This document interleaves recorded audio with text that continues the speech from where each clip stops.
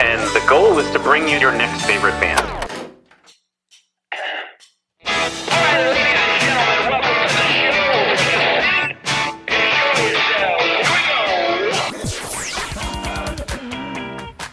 Thanks for having us. This is a very cool show. Yeah, so through many iterations, and we finally landed on the weirdest one by far. Yeah, simple feelings, and boom, you got a sound. I remember this one time. I had been writing some songs, and I went out. I'm just going right in on this story. I went out, and so I was. The story's longer than the song itself. We'll go ahead and play it. And listen, it's going to be everybody's favorite band. Welcome to your next favorite band. That's both the show title and our promise to you. We here at Stereophilia Studio are tireless in our pursuit of finding incredible, genre-defiant artists who are either a hot, up-and-coming band or a group that has been delivering for years but have flown under the radar. Tonight, a retrospective. We look back the last year of time that we've spent with Lehigh Valley with Love and co-hosting interviews with George Wacker and bring you the best moments and highlights of the show so far. Each month, we will bring you live streams, audio podcasts, and perhaps even a live concert where you can listen to the stories and hear the music of artists personally curated by us based on what we feel will be worthy of your time. Be sure to subscribe and tune in to each episode because the possibilities are endless and you never know who will be your next favorite band.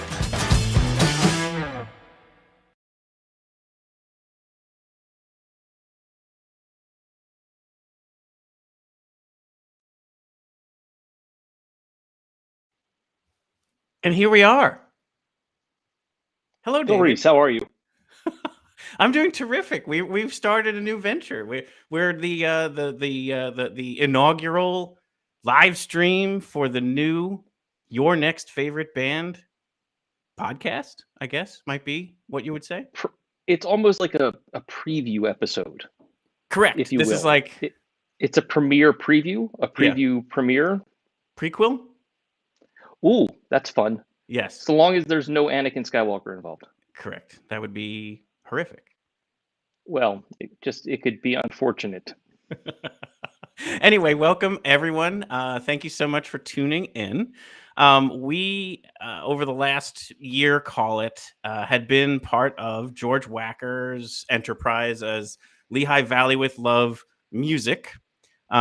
Pretty much pre-Music Fest and during and then since then have been doing some music content where, once a month we were bringing on a couple of artists, interviewing them, and then turning that into a podcast episode. And just recently he and I chatted and decided that time was right for this to branch off on its own. So nothing but love for Lehigh Valley with Love and George, and learned a ton and feel confident about this. And now turning the page to Your Next Favorite Band, because that was kind of what the whole purpose of it was. It was trying to point out, it started out as basically just for Music Fest to figure out recommendations and a curated list of what people should kind of want to go down there when you're going down to 300 plus bands and 12 stages, so on and so forth. It's hard to figure out where should you go and spend your time. And so that's where it started. But then it turned into, wait, we can bring on these great stories and these great musicians and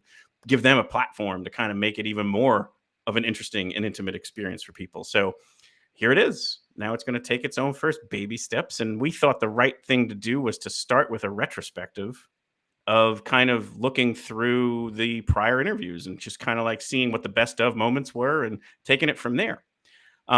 And coming along on the journey here will be David Moore. David is a fellow music aficionado and lover, and the kind of person that will bring a lot of just different perspectives, and that's always a good thing. So thank you so much, David. I'm happy to be invited. This should be a lot of fun. So Phil and I have gone to a fair number of shows together. Absolutely. So this will be a fun little adventure to continue what you were already doing so well with George. Yeah. So this will be nice to. I think you put it well. It's an opportunity, Sure. to start coloring in some of the lines of the little sketches you get from seeing them at a festival to sort of get a bit more breadth. And it's going to be a lot of fun. Yeah, I think that's been kind of the nicest thing is I'm a big fan of artists in general. So whether that is actors, dancers, musicians, what have you, because I just find them to be such a genuine person, and they have so much to offer and give, and they want you to hear their story, whether it is through their art or through an interview. And so I just feel like we've met just such cool, interesting people along the way, and I can't wait to meet all new people and kind of even reconnect with some of the people we've already talked to. So I guess I just wanted to ask, did you have any aspect of the show so far that kind of spoke to you and made you want to kind of be a part of this? Sure. So I think there's been a lot of really great artists that have been on the show, and we'll touch on some of them tonight, and then the other ones will come in a future episode. Yeah. But I think for me, there's been a couple artists that have really jumped out, people that I have already been fans of, and it's nice to see them as the people that they are, and not just the songs that I've fallen in love with. Particularly some standout ones for me were I'm always a big fan of the Accidentals. I love their unique flavor. And we've seen them. Katie and Sav are fantastic. Yeah, really neat people. And they and you and I have seen them since they were like 15 or 16 years old. 16, something like that. Yeah, and I think we've seen them 7 or 8 times. I mean, it's been a minute. Yes. And I just think that's cool because they've been coming to Music Fest all that time, and they were already exceptional back then, and they've just become so much better. And what was funny was in the teaser, the interview and the song, that they play something by request. Like they were kind enough to actually allow me to ask them to play a song. And I believe they played a song from your favorite off the I think it's their first album. The very first album, yes. When they were like in high school. Correct. And there's even a cool story around like how they wrote the music. But the funniest part about it was, before we brought them on, they were like, I just got to tell you something. We wrote this song 7 years ago when we were in our teens, and our voices have changed. So we had to change like where it was as far as the key. The key. Yeah, they bring the key down. Yeah. And so it was just funny. Like, and I think that's kind of the cool part too, is like you get involved in these kind of like nerdy music conversations. And I think it's just kind of fun. I think on some level it might be nerdy, but I think it's not like we're having a music theory conversation. We're literally just discussing the aspect. I mean, that's a very human thing that's happened. I think it was so fun. But also more interesting artists. Blair Crimmins, fantastically interesting. The whole story. I know he's told it a few times, but it's still neat to always hear it about his transition. From into doing the Dixieland jazz and stuff. That's up first. So that is a very good kind of like a place setting there. Who else? I was really intrigued by Pepperwine. They're really personable. I've really taken, I'm trying to think all of the ones you've had on. Who was it that really jumped? I thought Carver Commodore was a really good interview. There were some really interesting ones where you got to interview parts of a band, and it was neat to hear those kind of aspects where you hear from an individual within the whole. And I think that's always kind of interesting. And sometimes people, focus in on a specific aspect, like when you had Enda. His first name just completely spaced on me from We Banjo 3. Yeah, Enda Scahill. Endis, thank you. Yeah. That was neat to hear him because all of them are exceptional musicians. They're all talented. They're a family band, and yet it was really interesting to see how one individual approaches things within the greater whole. And those kind of stories are great. Yeah, totally. And the other one that's kind of like that is John Altieri, who's the sousaphonist. Oh, yes, from Red Barat. From Red Barat, yes. I mean, who doesn't love more sousaphone? I think we should have an entire sousaphone episode. Correct. Yeah, and he would say the same thing. I'm not opposed. Well, I guess we want to kind of kick this thing off with the different reviews and best of moments. But is there anybody maybe in your mind that you hope we get on the show?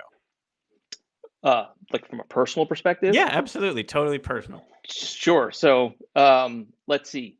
A personal favorite. So this is actually somebody I've met and had a chance to speak to in the past, but the last time I spoke to them was 1998. Mm-hmm. So we're going way back on this one, but Right. he's a great interview, and so is his wife. It would be great to have Bela Fleck and Abigail Washington on or Washburn. They are fantastic. They are personable. Yep. They do totally unique music. And actually, that's another good segue into Blair Crimmins, because they are both banjo players. Correct. Different style banjo techniques as well. Correct. Which is a fun thing. That would be very, very interesting. I would love that one. I mean, we'll put that into the universe and see if we can't manifest that one to happen. But that would be you said cool. You said pull one down, so why not reach high? That's exactly right. So, just a quick layout for the evening. We have basically edited together the best of moments, so about six minutes or so of each interview by month. And so it's the 3 we did in September, 3 in October, 3 in November, and then the holiday spectacular episode, and that's tonight. Then next week we'll come back on and do the other kind of half, and just kind of keep just looking at these things, and in between each one we'll come on and kind of share some thoughts, maybe some laughs, and then we have a couple of guests that we'll bring on as well. Just people who have been watching and tuning in and maybe finding, their next favorite band. When I was editing things together, I found the first time I said it, and it's in the holiday spectacular episode, so I left it in there. So, and even brought it into the show open and that kind of stuff. Brand nugget that was that's exactly right. Somehow, brand nugget is for roughage. But anyway, so here is September 2021, which is Blair Crimmins, Hannah Gill, and Pepperwine. Enjoy.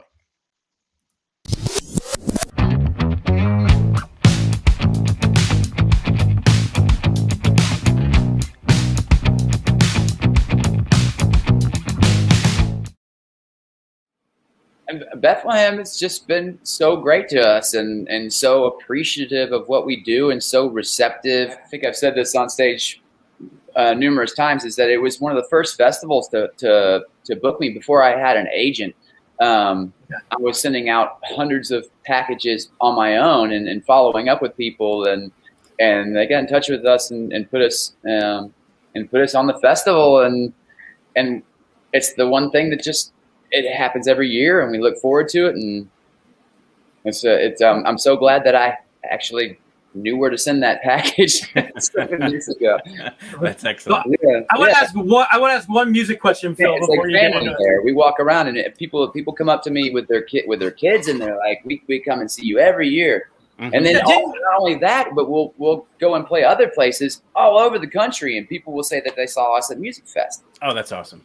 Yeah. Like, Phil, didn't you just see him walking up during Music Fest, and you're like, oh, hey. Yes, absolutely. That's kind of the beauty of it. And I even said, I was like, hey, you said, you would meet people at the Red Stag, and you're like, well, what are we waiting for? Let's go get a drink. And so you're like the perfect Music Fest performer, because not only is it bringing this very different style, extremely talented band, and such, that's so Music Fest in of itself, but then you'll walk around and talk with people and get engaged, and that's just what I think the beauty of Music Fest is all about right there. It's a lot of fun doing that, and what's funny is that I think for the first couple of years we were playing exclusively at the Arts Quest Center and the movie theaters. Yeah. And we would get out and walk around, but we had no idea what was on the other side of the river. Size and scope of it, yeah. Until we got booked at Volksplatz, and we were third year, we were like, whoa, there's a whole other two sides of the city. Yeah, and I hear people the other way. There are bands who come in and they only ever play, Volksplatz or Plaza Tropical, and they've never seen the Stacks. Yeah. So then they get booked opening for somebody or at the Levitt stage, and they're like, "Oh my God, what is that?" I had no idea. Both super cool, but there's both such different sides of a town. And then on top of that, we were also staying at hotels out in Easton, which is a whole other town. So it took as many years as we were playing there. It wasn't until the third or fourth year that we really were like, "Oh, Bethlehem!" We got the whole picture of what it is. So that's Oh Angela. I had a question on that song in particular. Is there an Angela? Was that written for somebody, or is it just? Oh yeah. Oh. That was not a hard song to write at all. Yeah. The lyrics. People who are watching, go and look up "Oh Angela" by Blair Kerman's The Hookers. And do you think she ever listens to it and she, knows it's about her? Because it's out there now. You can't take it back. No, I couldn't. I can't take it back. I cannot take it back. I told her that. Do you think like her friend? Do you think if I was one of her friends, I would like play it when I was around her and stuff? I don't know. I wish her the best. It was a long time. It was a long time ago. But yeah, I mean, it unfortunately for her, it turned out to be our most popular song in Atlanta, where we both live, and. Yeah, I didn't know it was gonna go that far, but stopping now. So that's excellent. Thank you for sharing that. And then there's the pivot point in your career. So like if we fast forward a little bit to like it's 2007, you're currently like the front man for, I believe it was called Bishop Dan. Yeah, Bishop Don. Bishop Don. Alt rock band, probably just doesn't feel like you're wearing the right clothes. And then there's this day where you go to walk your dog. And can you share that story? Yeah, sure. It was the band had a good run. I mean, I'll say that, but there became a point where it felt like we were trying to just do whatever would take us to the next level, and it's still, rock music is hard, but I didn't go walk my dog. I drunkenly got on a skateboard and let my dog pull me around a parking lot, and then I don't remember much after that. I woke up 3 days later in Grady Memorial Hospital with a massive head injury. Somebody found me in the parking lot, and I was bleeding out of my ear, and so massive traumatic brain injury. And it was after that I started to feel a little bit different about music. It's weird to talk about it now, because now I've been just the way that I am for so long. But when I think about the way, the way that I was and the way I was feeling about music before, it was much different. Something kind of happened where I just found this niche that felt supernatural to me, and to everybody that was a fan of the band before, they kind of thought it was pretty stupid, and I was just doing it. Seems to be working out. Yeah. I was just doing it for myself, because I wasn't interested in the music I was making anymore, and I just got suddenly just really obsessed with this early jazz stuff and started writing in this style. It came seemingly out of nowhere, outside of the accident that I had, and I've been going at it ever since. And you got a lot of success pretty quickly. Like you record that first album, you get the opportunity to do that Old Man Cabbage movie, like to record the score of it. I mean, to orchestrate whatever you wrote that music. I had no idea what I was getting into. I just, like I said, I was like, this is weird music. I'm going to try and mix ragtime and with like rock and early jazz, and then a lot of opportunities sprung up pretty fast. That just, like the affirmation just kept happening. Like, you're doing the right thing. You're doing the right thing, and that there was a market for it that I had no idea existed. I wanted to talk a little bit before I throw it to Phil for some of the musical things. I'm reading up on you, learning about your history and how you were discovered. It was an interesting, but like a fun and such a genuinely authentic story. Could you relay your middle school talent? It's kind of ridiculous, but so I transferred schools in the middle of 8th grade due to a bad case of bullies. And so I transferred like mid-year, and nobody really knew me, but there was this like talent show that was going to happen. So I ended up playing, what did I play? I played Misery, the Maroon 5 song on the ukulele. and I ended up winning the talent show. And so it was, that happened. And then a couple years, I get like a few months later, my dad works at the YMCA and was just having a proud dad moment and was sharing the video with some of the people on his board. And one of the men was like, "Hey, my son has a recording studio in New York, like as a gift to your daughter or something. Maybe it'd be fun to like take her up and like record a couple songs, see what it feels like to be in a studio. And so he held off for a little bit. And then on my 16th birthday, or for my 16th birthday, we came up from Maryland and I saw a Ben Howard concert and Michael Kiwanuka opened. It was so cool. Awesome. And then I went and recorded just 2 cover songs with my friend and old musical partner, Brad Hammonds. And after the end of the day, he kind of asked, he was like, hey, do you want to maybe come back and sing some of my songs? And so then it kind of started me down this road of traveling on like a Tuesday right after school to make it to Rockwood for like a 5 p.m. show and then come right back the next day. And so I kind of did that back and forth. And my dad was very supportive. He always said, like, as long as I could do any show as long as I didn't miss any school. So I was definitely sleep deprived for my last 2 years of high school. But yeah, and then so I was doing all that and I slowly started writing my own music. And then when it came time to graduate, I ended up deferring a year from college to just move to the city and try and just work to be a musician for a year. And see what happened. And then, that year was coming to a close and I realized I had my original music going and started doing jazz gigs and I just made it another year. And now I've been here for almost 6 years. So Right. we're still here. And so, Phil, it makes me George. feel good. It makes me feel good because I share stuff with my daughter all the time. And sometimes you're like, man, is this too much? Now I know I should just share more. That's right. You never know who's watching. Yeah, no, it worked out really well. And yeah, That's great.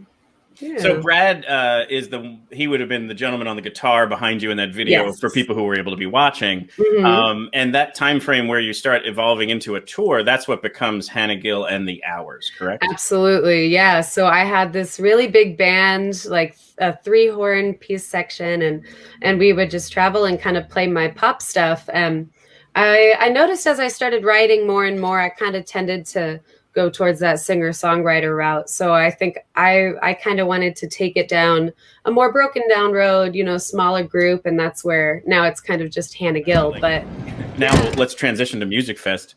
Good call, Phil. I was going to do it for you. Good segue. Because I think it's a good story. So I'll tell a little bit about what was going on for George and I, and then we'll transition to you because I'm going I'm to sure bring you're the frustrated. video in as you talk. Sure, okay. So we're there to see you. We go under the tent, and all of a sudden the lightning starts to happen. The announcement happens that the festival's suspended, and we're just under there for safety. And like a half hour goes by, and I turn to George, and I'm like, "Wait, don't you have your recording stuff on you?" And he says, well, yeah. I said, well, I'm going to go ask Hannah Gill, if she'll just do an interview right now. We're like, don't bother them. And that's what he was like, well, I don't know. And I'm like, I'm already walking away from him at that point because you were engaging with us on social media. So I just said, I just have a feeling she's going to be cool with this. And not only were you cool with it, that you said, I said, what do you mind me? We'll make the best of this 15-minute interview or something. You're like, I'm going to go grab my guitar and I'm going to perform for everybody. And I was like, that's even better. So we pull out a chair. We make sure we're like as tight into this tent as we can so that we don't get, thunder or rain or anything near your instruments. And then now it's on, why don't you share, like on your side, you're backstage, you're ready to perform. You were I know booked prior times for Allentown, Bethlehem area, and now we're on our 3rd time of getting a cancellation, but we weren't going to let that happen. I know. Yeah, it really did work out so well. I mean, yeah, me and the guys drove from New York, and it was hilarious because we had literally just spoken to the guy about what he was going to say to intro us. And so, like, guy walked on stage, started talking, and we all thought that he was about to announce us. And then, like, the lights started flickering, and we were like, mother, like, it came out of nowhere. And, like, you can't even be mad because, like, it's the weather. Like, what are you gonna do, Right. But no, so we were, we were just hanging out, and, like, I think nobody was really mad. I think everybody was more so, we were just bummed because we had never played together, like, as a group in that setting other than, like, just rehearsals. So we were, like, really excited to do it. And I was talking to Dave Tedeschi, my drummer, and he was saying, like, oh, you should play a song. And I didn't really know, like, how to, like, I didn't know how to like initiate it, you know? So I was like, oh, I don't know. Like I was a little like, let's just see if we can play, you know? And I mean, it rolled around to about 15 minutes until our set was over. And yeah, like it was the perfect when you asked, I heard Dave be like, you should play a song. And I was like, oh, I can play a song. And so, well, no, yeah, it was really fun actually. And it was, yeah, just thundering throughout the whole thing. But it was nice because that song, Brighter Someday, I had actually like kind of just finished writing it maybe like a few days ago. That's and fantastic. so it was, thanks. And so it was one of those that I was like anxious to get to play. Sure. And so one quick question on the marriage kind of thing too is like, it's a powerful partnership. I'm sure you guys have many ways to even like communicate non-verbally, not only as musicians, but as is it hard for you to then bring in a new person to join the band? Because it's like, why can't you keep up with this? But you guys are on such a different level communication wise. Have you ever found that to be, intimidating to the artist or is it just kind of flow? Honestly, in the past, like we've had a couple of different drummers over the years, to put it lightly. More than a couple. So we had this one guy for many years, and we were like really good friends with him. Not going to go into that, but not with him anymore. And he was totally cool, like because he would bring his girl with them, and like we would hang out all together. But anyway, so then we got another drummer, and he really wasn't okay with the whole married dynamic. Sure. So then that didn't work out. And Right. Clay just like fits right into the mix. He's super chill. He plays great. Yeah, he's just seems to be working well. It's usually not an issue because we're cool. Like we're not all over each other and like being Right, weird. yeah. Right. The No, only I think thing it's is just it's a powerful partnership, even in and of itself. It doesn't need to. It's nothing you're doing to create that, but I can just tell that that might be a problem. But I was going to mention that it clearly isn't, because the chemistry the four of you guys have on stage is terrific. It's just this. You can just tell you guys are on the same page. You obviously are well rehearsed, but also just talented musicians because you know where the other one's going. Kind of almost has that jazz kind of feel to it, where you're letting each other go somewhere, and it's like, all right, I'll meet you over there. Yeah. So it's just fun to watch. Awesome. I think it'd be funny, like if you were passive aggressively writing songs, like take out the garbage. Here's my new song I wanted to introduce to you. Like, walk the dog, please. Right. Yeah, right. Like, oh, I like this too. Bruce would be writing that to me. I was just going to go back to the opening sequence. There was that moment, like I said, when that song comes to that like resolution and you get this smile on your face. And I love watching musicians who are like, they're just so into that moment in their own music. Like, is there something you can share that, like, are you like waiting for that as an artist, as a musician, as a listener? Like, is there something about that you can share about that moment? Yeah, I mean, because at that point, I'm not even like a musician right there. I'm enjoying Julian's bass solo, honestly, and that's what I figured. Yeah, it's so nice. And like listening back, honestly, I'm like, oh, my guitar's so loud, and I'm playing way too much. I wish I turned down. I wish I played less strumming. I know. I disagree, and we can blame the sound guy for that anyway. But no, I think it was this great moment of the whole band coming together. But you're right, like Julian's kind of crushing it right there. Yeah, but it's his spot to shine, definitely. Yeah. And then just when we come cool. back into that chorus, it's just such a nice. I just love that. Just as a listener, not even as the guy playing the song. Like I'm just like, oh, that feels so good. I know. Yes. That's the thing. Like that's what we always strive for. At least me. Well, I think we all as a group do it. But like when I'm personally writing, I'm always just like, I want it to be something that like I'm not gonna get sick of playing or singing. 2, right. I have fun playing and singing it. And 3, would I enjoy this as a listener? Sure. Yeah. And here it comes. This is the moment right here where it hits this moment, and then there he goes. And it's like, oh yeah, that was fun. Yeah. That's but I imagine you're right. Like you're playing this song many, many, many times over, and the audience, you want them to feel like it's the first time you've ever done it. And there's these probably very special moments where you're like, that was different than ever before. Mm-hmm. Exactly. Yeah, especially with a solo that's not written. He's improvising that and just shredding, and it's awesome. So we have this really other funny moment where even just Kay hits hard. Like we were even saying it while he was playing. We're like, wow, it sounds like there's like an exclamation point on his snare. Like it's just like he hits it, and then he's destroying this kit. And then here comes this amazing part. He hits so hard the cymbal goes clear off, and then He's just shrugging, and now he's got to try and play without that. And Brees is laughing hysterically. Poor Kelly didn't even know any of that's going on. No idea. What do you do in that situation? You can't like run over there and put it back on. And this was actually the second thing that happened because earlier the mic dropped. Yes, yeah. And that was the thing. We were talking about it, and then we were watching, and it's the microphone that's above that cymbal just goes, and it just like dropped low. And that one, the guy who's just off stage noticed it right away. So he comes out, pokes it up, he tightens it much tighter, and then he kind of tightens it one more time, and Kay like gives him a nod, and off he goes.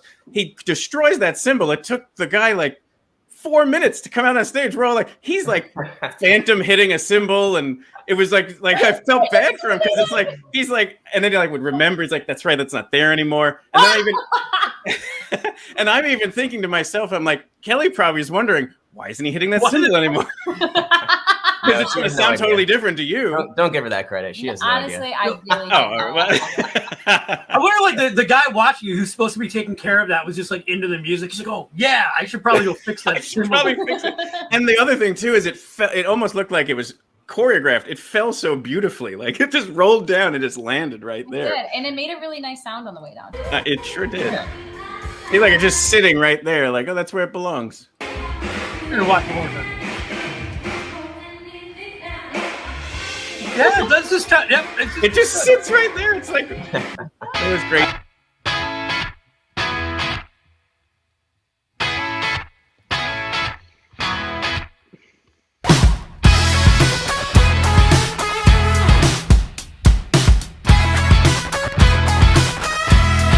That was pretty good, Phil. Segue music back in. So there's September. Blair, as you talked about. Do you remember? The 21st of September? Sorry, it was far. It just sat right there. I had to make a terrible segue into that. You waited all month for that moment right there. Oh my God, I've been sitting on it.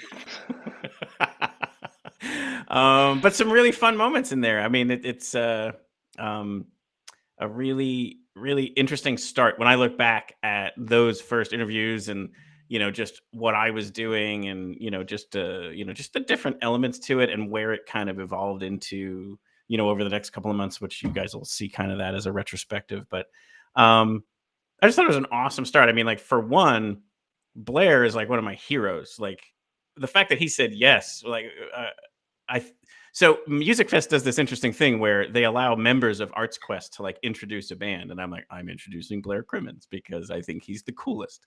And you've done it for a few artists. But that was like my first choice. Yeah, not to derail what you're saying, but you've taken advantage of that. I think it's fun. Anyway, but like, you do a good job. So I'm backstage. I'm like, hi, Mr. Crimmins, and he's like, who's that? It's such a down to earth, super cool guy. And then after his set, I was like, hey, would you kind of do this thing where, like, we're doing interviews and stuff? And he was like, absolutely. And I'm like, I can't believe he said yes. So the fact that he said yes gave me the confidence to kind of keep going with other people. And like, Pepperwine just put on a great show, and they had that cool cymbal moment that was like a hilarious thing that I just got lucky. I just happened to be recording. That song is called Gray, and it's like my favorite. So I was recording that one on purpose, unfortunately for Instagram. So it was like this way instead of this way. The vertical video. Yeah. And so that's going to be great for the podcast audio only when I say this way instead of this way. Welcome to pronouns. Anyway, yes, right. My apologies for the audio. Anyway, so the other thing is, like, so Blair was one of the first. Oh, the sun's going to make it a bad shot. But anyway, Blair is up here. One of my favorite pictures I ever got. So these are all Music Fest pictures. You'll see that come up later on too. But the sun glare is knocking Blair out right now. So maybe later on it'll look okay. But yeah, Blair, just absolutely think he's one of the most interesting artists, just such an incredible musician. Yeah, he's interesting, but he's also charismatic. Like, he is, he's very personable. Obviously, you can pick that up from the interview. Mm-hmm. But like on stage with his band, there's a show happening. It's not just the music, but the way that the whole ensemble moves together, the way they and they are like the projection, the interaction with the crowd. it's got a nice fun. Even if you're not familiar with them, they're one of those bands you walk by. We've had these moments. We've talked about this before. The walk by moments where you're at a festival. There's tons of stages. You can try and pick and choose, but there's always going to be that one moment where something like that happens. Totally. And you do a walk by, and they're definitely one of those walk by, and you're suddenly like 4 songs later, you're like, I'm still here. Yes, absolutely. And they don't plug in at all. It's true 1920s Dixieland jazz. He plays banjo. It's a horn section. It's a stand-up bass and a drum set. So they just need like, a PA system. It's all pumped through the PA system, but there's no amplification other than the microphone standing in front of where they've got things set up. Yeah, and he's hilarious. So like if you go to his YouTube channel and watch some of his videos, the quality of those are tremendous because he's so funny. Like he's just very, very funny, and he doesn't take himself too seriously, and it's great. And then Pepperwine was I think, if they strike me as being the kind of people who could be like the band to the side of a talk show host. Like they play great music, but then they're also just like such funny with their people. Banter. We'll get a little more of that at the end of everything with the little you tag that while they were up on the screen. That we'll revisit them during the holiday. Yes. So there's a very, very funny moment at during our holiday recap in December, and we'll just leave it at that. That there's a Christmas concussion, and then they've agreed to come on. So this evening, right at the end there, our basically our headliner, our closer is Pepperwine. So if you want to stick around, they'll be on probably around like 8:30 or so. But we have our very first guest. So here is Jeff Wentz, who is on his way to a concert. I hope you're not driving, Jeff. Are you driving? I am driving, but very, very slowly. Very slowly. We're in the pull into this parking garage line. Oh, it must be. You're really almost there. Hopefully, we're going to take that as the situation. Yeah, my speed doesn't even register on the speedometer, so we're okay. It still says 0, but you are moving. And for those of you just listening on audio, he is this way, not this way. That helps. Thank you. That's perfect. You're welcome. So anyway, Jeff, thank you so much for coming on. There's a bunch of cool stories here, but primarily you wanted to be on during this segment because you and even your whole family have kind of gotten into Hannah Gill, who we deliberately didn't talk about in this moment because we knew we wanted to share that moment with you. So tell us a little bit about yourself and then what you got out of the Hannah Gill interview. Yeah, I mean, I kind of checked out what you guys were doing during the holiday spectacular, what you had just mentioned, and it just so happened to, I think, hop on right about the time that you had probably brought her on to talk, and she did that nice little holiday tune that she had written herself, kind of the stuck in COVID during the holidays type thing, and I can't remember what song it was that you played of hers during the spectacular, but it just got me kind of interested in that kind of sound. She did Blue Christmas. Yeah, I think that's what it was. Maybe it was just a Christmas song that she was singing. Yeah, and she does it in her style. Yeah, and she kind of had, we really like Lake Street Dive, and she kind of had that kind of sound. Certainly. To 100%. 100%. So it just got me really kind of interested in the type of music that she was doing, and checked out some more of the songs that she had, and introduced my daughter to her too, and she really liked it. So it was some really neat. Just kind of actually, it's kind of odd that sound doesn't make its way down here to Texas, where I am. With especially with her song Austin, I would have thought I would have heard that on the regular local I would think so too. Listener sponsored radio station all the time. Yeah, I agree. Like you said, especially because she references the city in that song, and it's probably her poppiest, most successful radio hit. And then she also has all the jazzy stuff and singer-songwriter stuff. She's just, I say this during the holiday spectacular, like, you just feel like you hear angels, like when she sings. It's just such a great voice. I should mention real quickly, there are live performances from each of these artists. Almost all of them performed during the original the interview. So in addition to potentially having you, like Jeff just talked about, going back to some of these full interviews, they're usually 35, 40 minutes or so. we did edit out and got the approval of all the artists to take the songs and put them all together. So they're going to be another live stream next week, and then available on YouTube and such, where you'd be able to pull up and just listen to all of these performances that they did. And they're all very, very cool, because they're, even if you know the song, it's slightly different. It'll be a little bit more acoustic or what have you. And if you don't know the song, it's going to be your next favorite one. So anyway, you're going to get your second guest here in about 30 seconds as I scan my parking pass in off of my phone. So hang on just a second. Well, actually, we have How you doing? a frozen version of you while you do that. And while he does that, you can add. Jeff did a great mention of Lake Street Dive. You want to add those to the wish list that you mentioned about earlier? That would be another good choice. I think that would be tremendous. Absolutely. Again, let's wish cast that into the universe, and we'll manifest. Yeah, we might all as well. this. We're throwing the net wide. By the end of it, we're going to be bringing back like Stravinsky. Like it's going to be. We're not going to go small. Right. Absolutely. Let's go big. But now you're in the red light district. Now I've made it in the garage. So let's actually talk about that. You are actually attending a concert tonight. This is how much of a music lover you are. Yeah, I'm actually attending Tears for Fears concert. Tears for wonderful. Fears. So that is very cool. So Tuesday night, concert goer and tuning into the show. What more could we ask for? And the other aspect of your resume, as we might call it, is you used to actually kind of like be connected to a stage or what have you in Pittsburgh. Is that what I remember? Yeah, I did a summer job at an amphitheater in Pittsburgh growing up, and ended up being starting out working concessions, but in I think a week's time.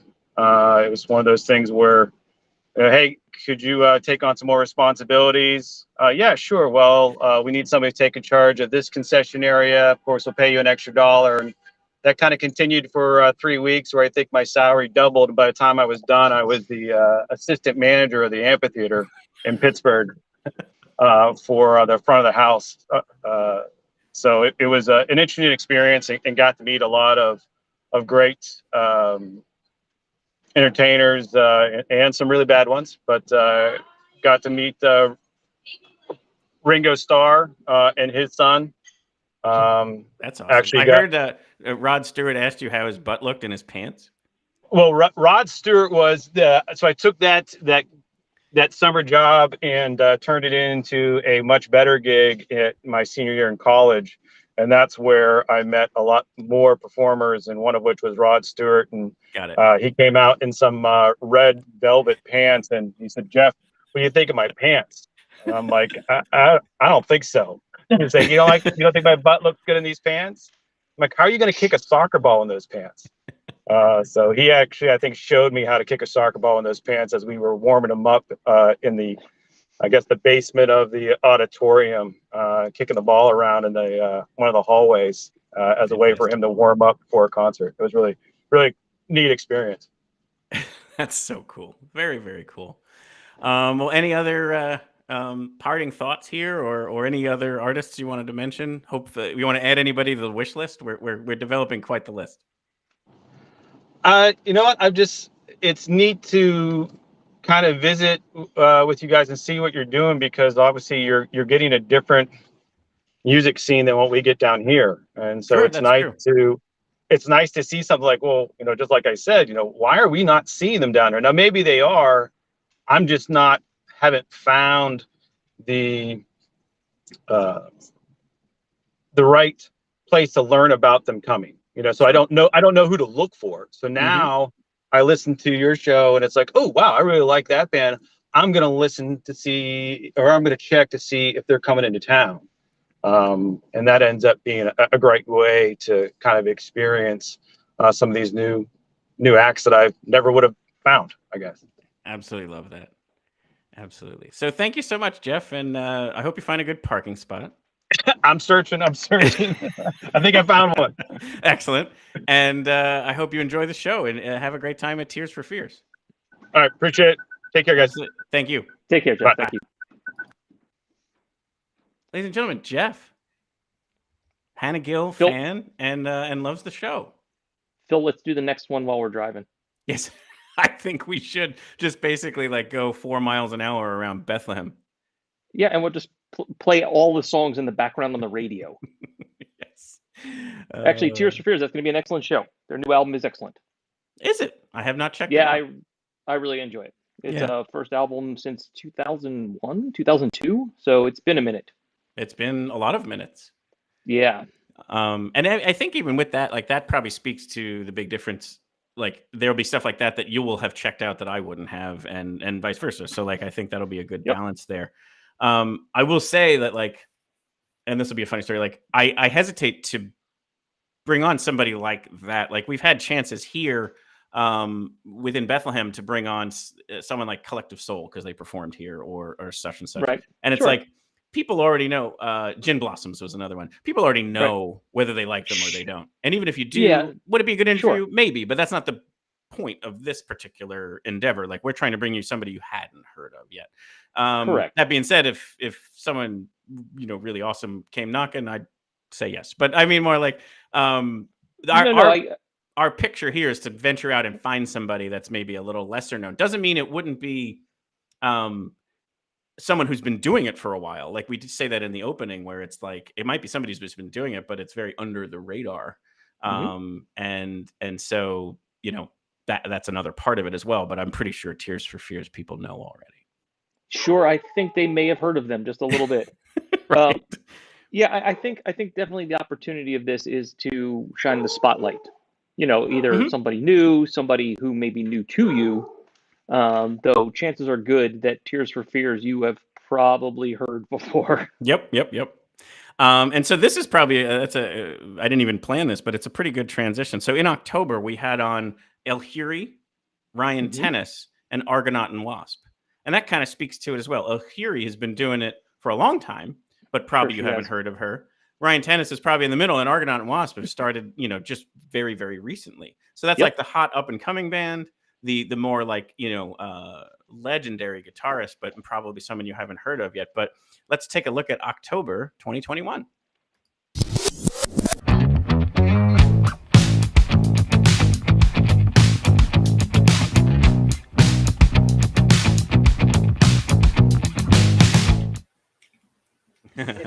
And this phrase came out of our research. We saw artivist, which was kind of like an artist who's an activist. Did that come from a somewhere that you can share? Well, that's also like, I think the fact that I'm a bilingual immigrant in the United States and travel a lot playing music, and I see that people really are generally open and loving and caring to their neighbor when they're afraid of them and get to understand them better. So I thought I'm in a good position with my music and my messaging to try to encourage people to focus on that. So activism does come out through my music. It's like a circle. It's one big jambalaya. You know what I mean? It's like yes, yeah. I should say, but it's that natural. It's like we were saying, organic things happen, and that's the best way. Like if I'm going to sing about like society putting us in a cage, then I'm going to sing Howl a Lot. Or if I'm going to write a song about, they just come out about gun violence and how. I was going to bring that one up. You have that song Bang Bang, which is all about gun violence. It's like I think it just makes sense to me to sing about. Did you want to bring that one up? So that's a different one. That one. Okay. Yeah. But we'll switch that just one second. But Bang Bang won an award, which is highly prestigious, the John Lennon International Songwriting Contest in that world category. That's got to feel amazing. Like the fact that not only are you putting this out there, but it's getting recognized, and I'm sure it's speaking to a lot of people in art helps people, come to terms with stuff and heal, or at least raises awareness. All this very important stuff. Yeah. And that song actually, thank you for that. I appreciate that. And yes, the John Lennon Award, and it won video awards too, because I have a great videography team. Yes. Your videos are wonderful. Again, like it's stuff that we're going to show one of them in a second. But I just wanted to mention to anybody, listening, the YouTube channel that you have these videos aren't just, videos of someone playing. It tells the story, and they're very, very well done. Thank you very much. It's a combination of Alex Gachi Design, Monteville Records, and Z Collective. So I'm not going to take all that credit because they share. I have the good fortune of people understanding what I'm trying to do and believing in the vision and so that creativity and Cisco Villar. Like we have a lot. I have a lot of good people that have contributed to making the video so important because that's an opportunity to get the message out again. So the Bang Bang, though, when I wrote it, it came out in both English and Spanish because it was really a U.S.-centric thing. Sometimes I'm writing things that are global messages, but this one is global, but it's particularly a U.S. Certainly. And you have that wonderful, poignant, and harsh moment in a good way where you list off all the cities.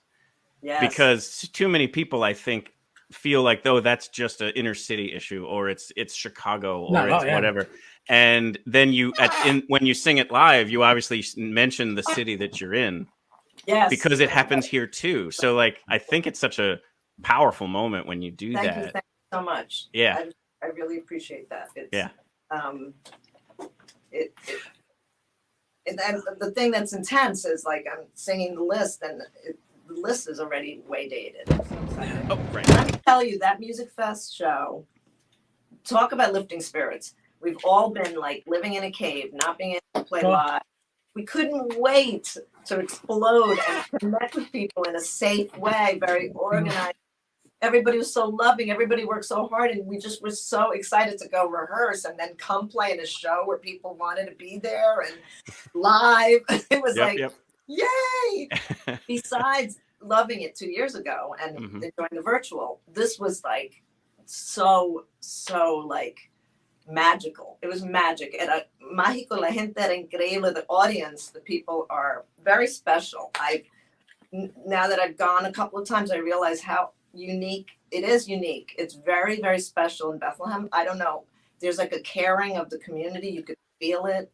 We were so proud to be like in front of those steel stacks that have I guess they have a symbolism to it, but it's like everybody has lifted that city back up, and I'm like blown away by that.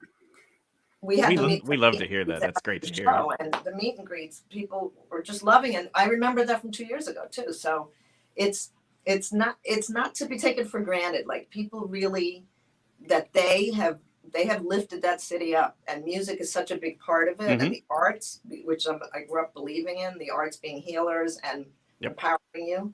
That's what Bethlehem represents to me. And we went out to dinner the night before. You feel the energy. It's just like great. I played a lot of festivals. I'm not saying they're not great, but this is very special. Well, I feel like Bethlehem feels like the people who live here, or who have lived here, they feel like they have an ownership in Music Fest. In a sense of like we're fostering it. There's so many volunteers. There's so many people who, maybe they just spend a lot of money on beer. That's helpful too. It's just fun to be able to be out there. Phil and I were down. Well, Phil, I think you made it to more nights than I did, but I did my best. I didn't make all 10. I go all 10 nights. I'm a knucklehead. I think I made 8. A good knucklehead. So I was, at the end of college and after college, I was really getting into music and sort of discovering myself as an artist and having these intense experiences, playing music, listening to music. Started writing my first songs. A couple years after college, I moved out to San Diego, and that's when I first started playing open mics. And I formed a little band that was mediocre. And it's a good name. Yeah. They were called One Way Ticket. I don't know where that was, but it was a ticket to somewhere. Anyway, I'm so glad. It was so nice to get to do those first couple years in San Diego and not in Philadelphia, where I've made my home. So I got to do some growing up there. And so like people won't be like, "Hey, I saw you 8 years ago, and it was." And you, I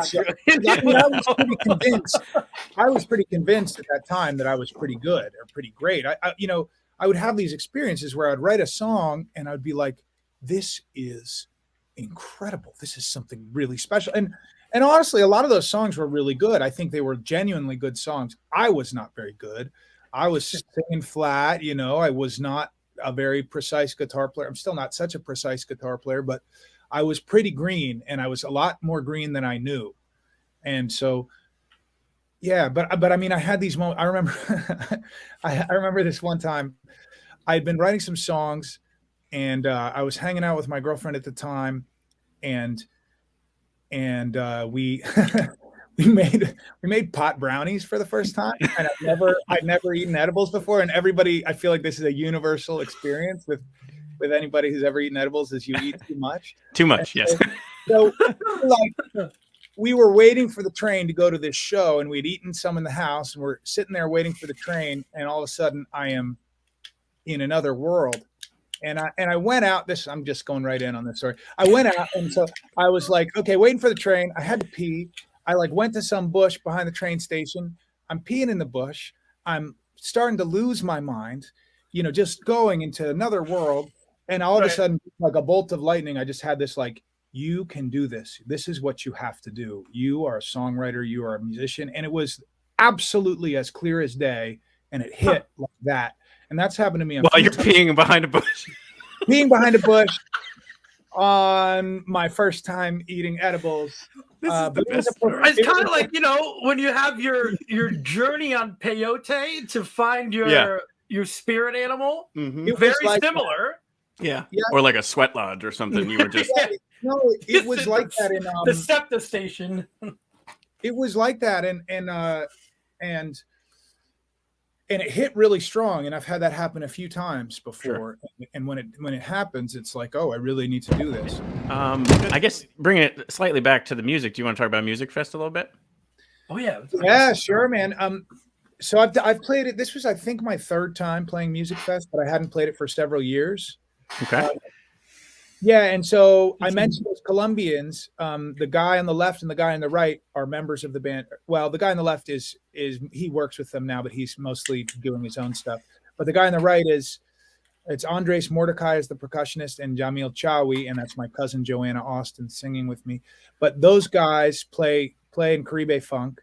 Oh, awesome! Also, I play a lot. I've toured a lot with both of them. Jamil is a guitar player, but he's a very good bass player too. So he's played a lot on tours on bass. And Andres, I've done some touring in Colombia with him. And the three of us are going to be on tour. Are going to do a tour in Europe in April. So these are some of the guys who are like my peers, who I would say, okay, these are peers who I've shared a lot with, who I learn from, who I grow from. And Andres on percussion is just a monster. I can't believe I had to walk up to the stage to see he's playing with his bare hands. Watch him go. Look at him go. Actually, if we could let the audio up a little bit, you can just hear such an amazing percussion.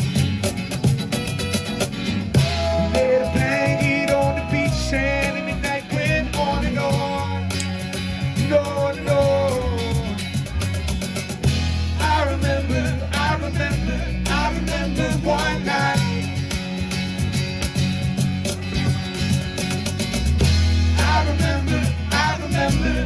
Yeah, he's playing. He has the shakers in his socks that are doing the back and forth. Oh, he has shakers. Do you hear that? He has shakers in his socks. Yeah. And when he plays with Caribe funk, he's has that going on. He's playing bongo, cajon, shakers, cymbals, and he also, while playing back and forth with his socks, he'll be hitting pedals that hit a cowbell or a wood block. And he's singing like on top of all that. It's unbelievable. He's one of the finest musicians in the world. And I don't say that lightly or like it's not hyperbole. He literally. But you guys are having so much fun out there. Like, have you seen that? That's Phil. That's your video. Yes, that's it. Yeah, thank you for that. Thanks for taking it. But no, it's just like your energy. I read in one of the things I was reading, like you were an athlete and you still kind of have that physicality when you're playing. You know, when you see, and I noticed that on stage, like you just really. It's physical. You're into it. You're going to be sweating by the end of that performance, whether you like it or not. I'm always sweating. And that guy playing with his bare hands. I welcome anybody to try and slap a cymbal one day the way he is. Like you will go to the hospital. Like it's unbelievable. But obviously he's done it so much that he's built it up. And man, is it fun to watch him play. And He's Do you physical and wanna- you're physical. One of your new album's called Starlight 99, and what I read is you made 99 songs. They're not 99 songs on the record. There's only 15. Number one, how do you cut down to 15? And number two, are you going to do something else with those other, I can't do the math real quick, but 70 some songs, 75, 74 songs? Yeah, well, we're playing the rest on the road. So you got to come out. They got to come out. It's going to be a 3-day, We have festival in rotating and of sets. itself. Yeah, it's 3 sets a night. We're playing for 6 hours. It's gonna be great. Fine by me. Well, no, we I mean, the songwriting process is like you have to write a ton of music, and then picking the right ones for the record was hard, especially because this was our debut album, and we've been writing music together for a very long time. Right. So it was a challenge to pick from all of those great songs, but also at the same time, like it was the first time where everything really, the songs that were going to make the cut sounded cohesive, and they kind of just stuck out. So it sounded like they were meant to be on the record. And I will say, it definitely, from the first track through, like it almost feels like a Radiohead album where everything kind of fits, and it almost is like not separate songs, but like one giant song. If that, I hope that comes across the right way. Yeah, that's a huge compliment. That's probably the best compliment we've ever gotten. There you go. Do you? I'm curious. Do you have any difficulty translating some of that electronic sound to a live show? Because I know, like, some people form a rock band because it's just like, boom, we can set up, and play. Do you have any are there challenges there?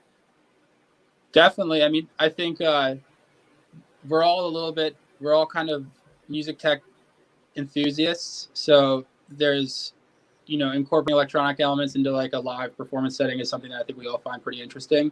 So I wouldn't necessarily say it was a challenge. It was more of something that we kind of wanted to do and get creative with. And then, as far as like songs that sounded very electronic, sounding different when we played them live, I mean, that definitely happens all the time, but that happens with all sorts of songs. That happens with non-electronic songs that we produce. That they just, no matter what, they sound different from the record. They're going to sound different for sure. Actually, I can even share, I can set you guys up to share something at your set at Music Fest. You happen to be performing on Thursday, which I think was 9,000 degrees. Yeah. And actually, you know how everything is named plots over there. I believe we called it hot as balls plots that day. And your computer wouldn't boot up. Like you just literally couldn't get to your samples and such. Is that correct? Yeah, no, it was the first time that's ever happened. I do remember you walked out and you were like, so, because like 15 minutes go by and it's like, you're not starting and you're like, well, we're going to just try it the old fashioned way. And play it like just like a normal regular song. It sounded great, but then after that one song, the computer fired up and we heard the angels sing, and then all of a sudden you guys played the next song with it the way that you intended it to be, and it's like, oh, that's so much better because it's what you designed it to be. Yeah, well, totally. Or it's just the computer. No, we're just unabashedly kind of married to the technology that we incorporate into the show. It's just part of the shtick at this point. I mean, to get the production that everyone expects nowadays when you go to a show, it's what you got to do. Mm-hmm. So the obvious question I don't have the answer to is, where did the name come from? Or maybe I didn't dig deep enough. That's a good question. So, well, have you ever heard of the writer Ambrose Bierce?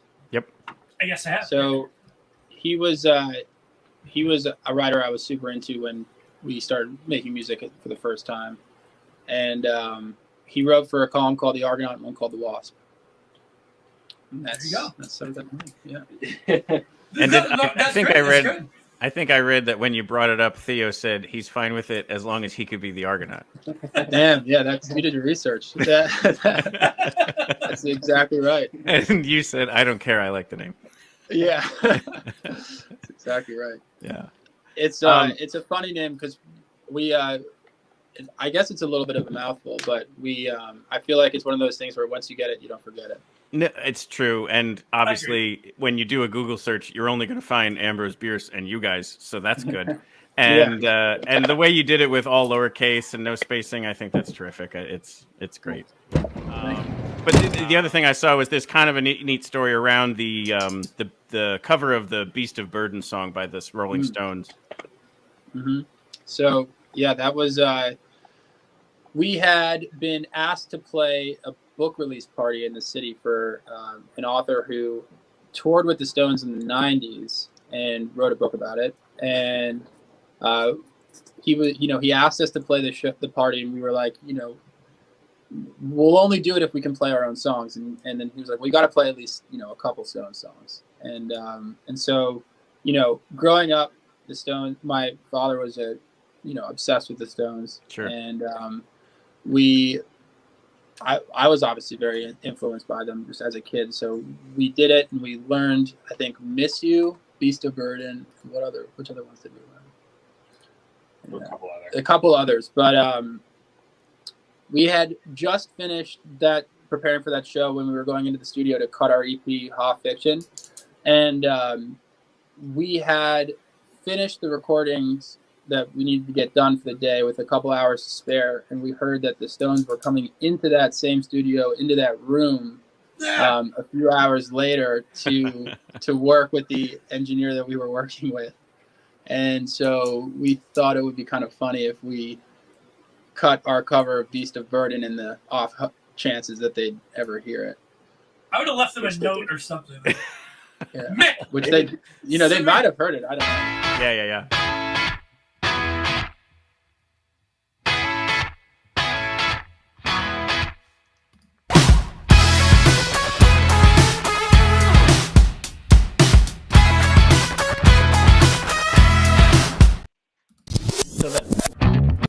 I hit it twice. Almost screwed up the whole thing. We almost revisited the month a whole second time. Right. So the closing music needs to be quieted down a little bit, but but those are the transitions. It's the one I've been using in the podcast edits. Figure I'd bring it here. Worth mentioning that's a teaser here. Both Carver Commodore riffs. They'll be coming up in November, but why don't we take a moment here to just spend some time talking about October? What'd you think of El Huri, Ryan Tennis, and Argonaut and Wasp? I think your lead into that was a really good description of talking about somebody who is, Al Huri has been doing this for a very long time.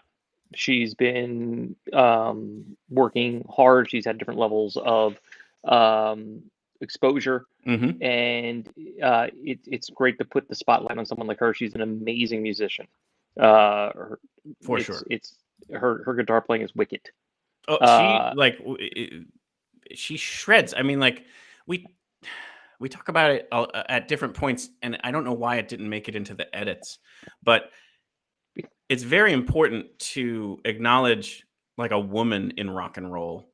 Sure, absolutely. For both genders. One, to have a young lady realize that they can do that, and then also that a young man would see that that's also totally great. Right, exactly. It's equally and totally great. Yeah. And so we do talk about that more in the podcast because she does a ton. Like that first section talked about her being an artivist, and she does a lot of just advocacy work. I think for her, especially, the art and the advocacy are intertwined. Even the mashed up term is a good description, but she really doesn't separate those things, and it's great. I mean, she really does. She walks the beat that she really does. It's really she's really spot on. And I couldn't recommend enough getting to know her and her music and her missions with a plural there, because there's a ton. Whether it's through our interview with her or just going to her website or her YouTube channel or what have you, her music not only is great to listen to, but it has such a great message. Like if you heard, we were getting in there into some things. Like we do spend some time on one particular video. She talks about PTSD and coming home from war. And it's this heartbreaking but motivating song and story and video and such. And then even like you heard us talk a little bit about the gun violence and such. And so like I think Bang she Bang is just track. correct. She's like a special human being who happens to be a stunning guitarist and songwriter. Yeah, who happens to be a rock star. Yes. You know, I mean, it's an amazing combination. Yeah, and super nice. Like she came out after the show, talked to people, and again, like all of these people came on the show mainly because I engaged with them after the show. That's more about them than me. I'm not trying to say anything other than just these are people who came out after they performed for 90 minutes in 9,000 degree weather in Bethlehem in August and engaged with people. And then some knucklehead like me comes walking up going, "You want to be on my podcast?" You know, and they're like, "Yeah." And so I just think it's really awesome. Like, I just think it's really cool. And so Ilhiri was one of those people. And I just really thought that was a great opportunity to get to know her better. Yeah, I agree. I remember when you told me that she had decided, or you had talked to her and she had said that she would appear on there, and I was both excited for you and excited as a fan. Yeah. Like that was a really great opportunity. And then Ryan is great too, because Ryan does do his own music. He talked about that a lot. But as you also mentioned with the transition of like where he is in his career, he also has other roles that he plays for other people. And it's pretty neat the way that his music career has unfolded in some of these cases. Yeah. And I love watching him decide whether or not he wants to be fully open about that experience he had when he decided to become a musician. Because he like kind of goes, and so and you could just see him going, should I say this? Shouldn't I say it? Oh, whatever. And then he just goes, I'm going right in on this story. And so I just love that moment. I just think it's so interesting to watch him as a person decide in the moment whether he's willing to go there, and he does. And I think it's great. Like it's such a genuine story, and it's such an interesting story about just him having that epiphany that this is something he was here to do and has the talent to do, and he just needed to get better. And I just think that humility comes through too.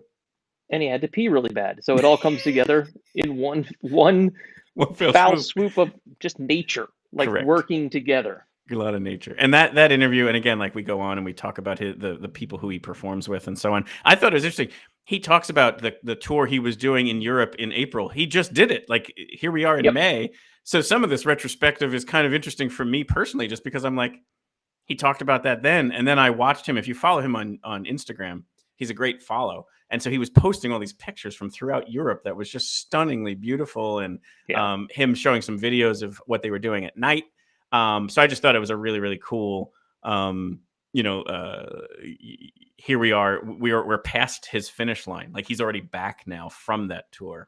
So I can't wait to chat with him. He is playing Music Fest. I'm trying to think, everybody who's been on is either playing Music Fest or the Levitt stage. So a lot of these people are coming back this summer. So that's very, very cool.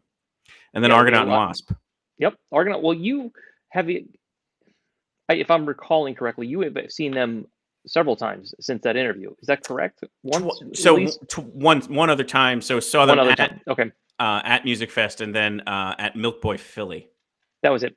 Yeah. Because I remember we had talked about, you had asked me about going down to the show, and it just schedule wise was one of those like, yes, but I can't. Well, that was we called it the and again we referenced it in there. It's the Bad Life Choices Monday night concert in Philadelphia.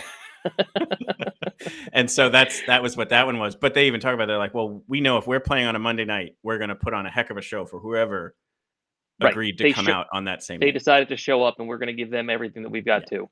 Yeah, and they were awesome. They are a tremendous live. I think they are a great like their live is slightly different than their recordings, but in a very good way. So like that's one of those ones where it's like you buy the studio recording, whether it's vinyl or downloadable or CD, I guess maybe. But that is great because they're so electronic. But then when that translates to a stage, it's slightly different. It's a little more performance enhanced, and I think it's a really, really great show.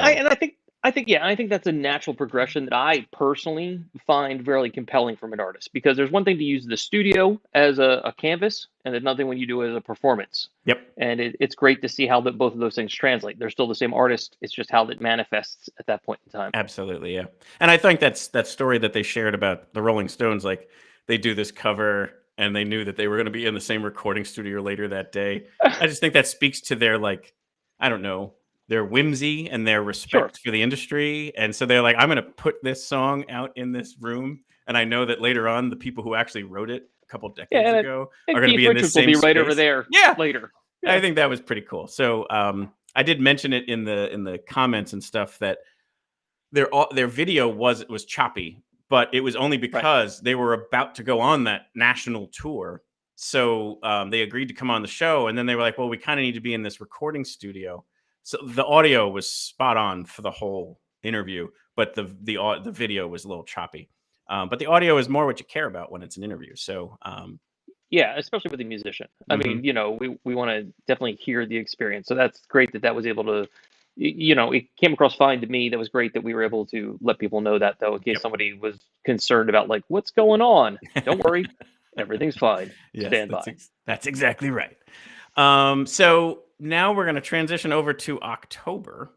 I'm sorry, November. We just did October. Well, remember, I hit the button twice, so my brain. Again. I mean, it's my birthday month, so we can just run it one more time. It's cool. That's awesome. So in November, we had a very cool bill. So we had Mark Douglas Berardo, who performed actually in Godfrey Daniels.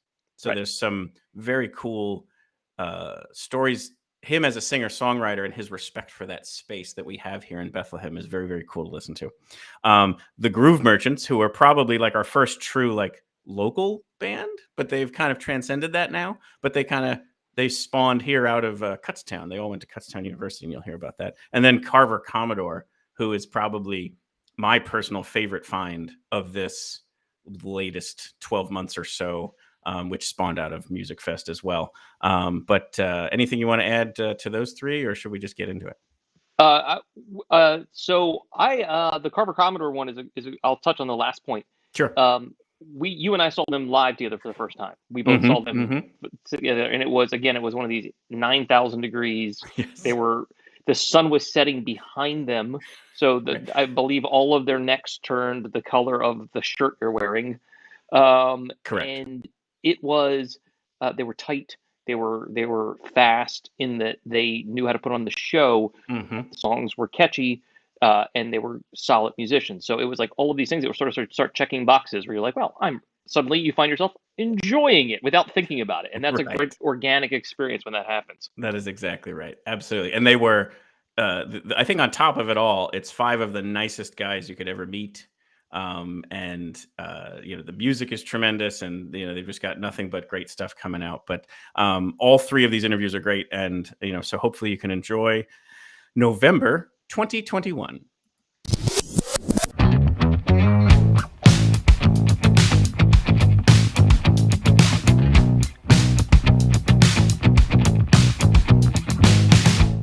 Everybody saw us there at Godfrey Daniels, where it's a listening room, and I think it's one of the oldest ones in South Bethlehem, and it's a treasure that the people who know about it really know about it, and those who maybe aren't familiar don't know as much about it.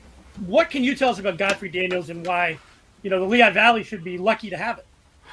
Yes, that's accurate. They should feel very lucky because it's one of the most unique rooms in the United States, and a dying breed of a room that is a listening room.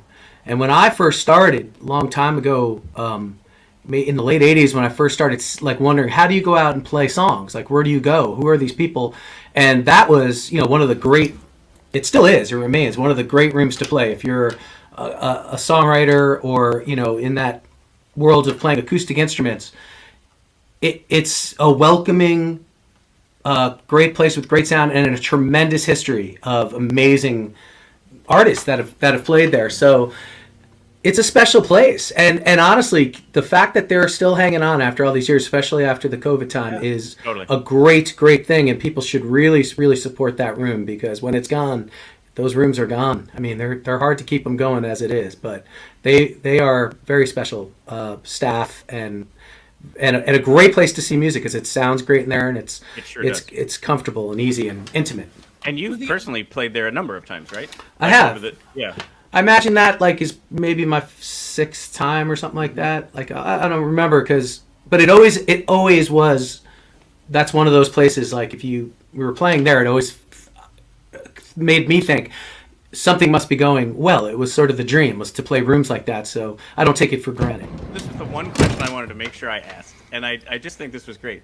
All through that night, you would say, "Here's a song I made up," and instead of you didn't write it, you made it up, and it's like it has this wonderful, like childlike aspect to it, but also like it's reminding you that you're grounded in. At the end of the day, this is like a creative venture. And we're going to stumble along some really great stuff, and we're going to come along some stuff that maybe wasn't so great, but at the end of the day, it's a shared experience. But anyway, would you want to, like, that's obviously an intentional decision you made to refer to it as I made up this song. Right. Because I don't know what I'm doing, essentially. It strikes me that it is slightly, I'm sort of inventing something from nothing, but I don't know that I don't know if it's what it is really. If it's, and I'm not sure it's a professional way of doing it. I think I'm always feel that sense that someone's going to find me out and be like, you don't know what you're doing, man. Get them, because I don't. It's generally singing along to some chords and then finding your way through that little maze. So it feels made up. My mother, who is still with us, she's a very funny lady, but she really dislikes when I say that I made up the song. She's like, "You're a songwriter. You should say that." I'm like, that's not, But I made it up. With her, don't you? Aren't you? Well, no, as well. Well, my mother is a great singer. Singer. She's a wonderful singer. So there is a thing where she sang on one of my records at the tail end of it, a cappella thing that people really enjoyed. I wish I had more recordings of my mom. She's a wonderful singer. That's awesome.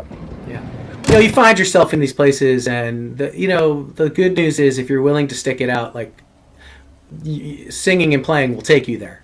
If you defend it long enough, you might find yourself in those interesting places. The Bluebird was one of those things, like you always heard about it, and it's an overwhelmingly like important thing. It has this huge history, and careers are made there and all that stuff. But I never cared about that part. I just, I wanted to do it. I always want to be around those people. They're kind of my songwriters are my tribal people. Yep. And when I first got to the Bluebird, like a lot of people, I was stunned. It's in a strip mall, and it's tiny. I mean, the legend is so huge, but you never know who's in the room.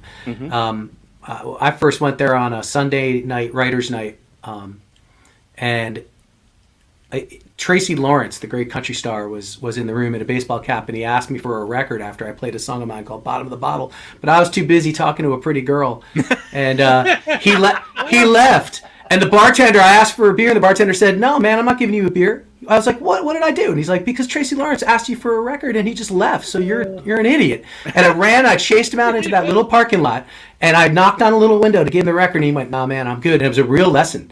He was like, "No." And I went back inside. The bartender's like, "You're an idiot." And I thought, that's Nashville. Like, I got a real lesson in like what it means to be there. So it's a good place to get yourself kicked around a little bit, and then you come back a little better, and you try a little harder, and so it's always an important. All right, that's what I mean. Is like each one of these people are just like they have a lot of other cool things Lehigh Valley oriented going on. Yeah. And again, that was the whole that was kind of the whole idea behind the show. It was like there's this great kind of family and community between, like you said. I mean, we've done more than enough shows with Travel City All Stars, but it's like this kind of like, everybody has your back sort of thing of like, there's this kind of network of people that are always, supporting one another, which you don't always get in a local music community. You're right. So we've been interviewing other bands, and a lot of them are ones who performed at Music Fest, but are from other parts of the country.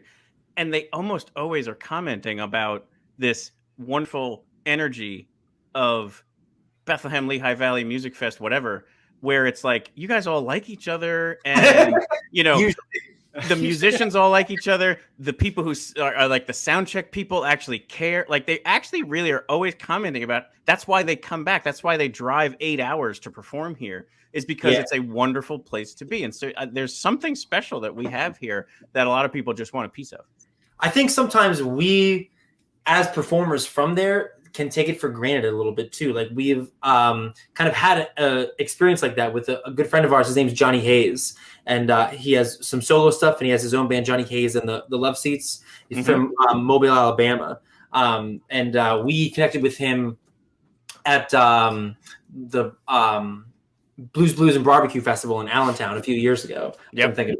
And then from there, became friends, and he brought us down to Nashville to do a couple shows down there. And so we brought him over to the Funhouse during Music Fest, but he was kind of saying the same thing. Like, this is so great. And I think when you're from there, you just think like, oh yeah, it's Music Fest again. You know what I mean? Because you just kind of grow up around it. But I think it's easy to forget how, like you said, from people who are out of town, how great of an experience it really is. How is that as a person who grew up in Bethlehem, been around Music Fest, I'm assuming, since you were a little kid? How does that feel to play on the real stage of Music Fest? Like that must have been pretty exciting. Yeah, it's rad, man. I mean, like you said, you're going to the thing since literally before you could walk. My mom's like carrying me around in the polka tents and stuff, and so then to come back and play there. Like when we did, I think 2019, we played on the Levitt Pavilion stage for like the preview night. Yep, that's right. So I was there for that. Yeah, thank you. That was awesome. That was very surreal. So it's cool because again, I think you take for granted like the scope of that. I mean, it's the largest free music festival in North America. You know what I mean? But when you grow up around there, and Bree probably agrees, you just think like, oh, it's Music Fest again. You know what I mean? Because it's just it's old hat. Like you're used to the deep fried Oreos by that point. I will say I do have you do get a different you do look at it through a different lens once you become a working musician during Music Fest. You know what I mean? Because it's the best time of year and also the most abysmal time of year at the same time. Thank you. And there was a question I wanted to ask, and then that's perfect for it. Hopefully people were able to enjoy it. But you guys do this Stank Face Friday, I believe it is. Yeah. Which is fantastic. Because there's obviously a lot of emotion and just power that goes into these things that sometimes you're not making the prettiest of faces. Yeah. I like Carlos Santana was once talking about it, and he said that's when you're hitting that note the way you need to hit it, you're leaving Earth, and that's gravity pulling you back. So I think about it. Or sometimes in Luke's case, they're getting the smelling salts going, but either way. Yeah, but what's even funny about that too is like Slingshot Dakota does the same thing. So again, Bethlehem representing Stank Face big time. It should be a coffee table book where you just like can flip through it and everyone's making all those faces. Like a hashtag. I would actually look at that. I would read that. Oh, absolutely. I think we're onto something right there. Some of the best nights I've had. I feel like we're rolling up to the Funhouse, and it's very kind of relaxed, and it's just a regular gig, and then you're playing it, and it's just like, not to be all like hokey pokey, but it is kind of magical. And then guys who are playing on the street come up, and it's like 1 a.m, and you're playing like the wildest shit, and then people, it's like a really cool environment. People come and sing, and I feel like for me that's kind of like the crux of the great Lehigh scene, and moments like that. Yeah, because even right next door is Godfrey Daniels, which is like the quietest listening room, and it's got such history to it. And then the Funhouse doesn't even have a lock on the men's room bathroom door. Yeah, they do now, and they're literally right next to each other. It's a padlock. That's also cool too. That when we play the Funhouse, we'd always have to start later, or oftentimes because there would be a show next door, so you peek your head in there, and so you play it, check it out, and then go make a bunch of noise, and it's cool. Just but that's the Lehigh Valley, man. That's what I mean. It's like that boils it right down right there. Those two. It is amazing how literally these two right next door. treasure. Yeah, they're right next to each other. Yeah. And We played at Godfrey Daniels once, and we did like a sit down, kind of a set, kind of like this, and we went in. We're like, this is like cheating on your wife, but she knows about it. Which I'm not condoning, by the way. They're gonna make T-shirts for that. Yeah.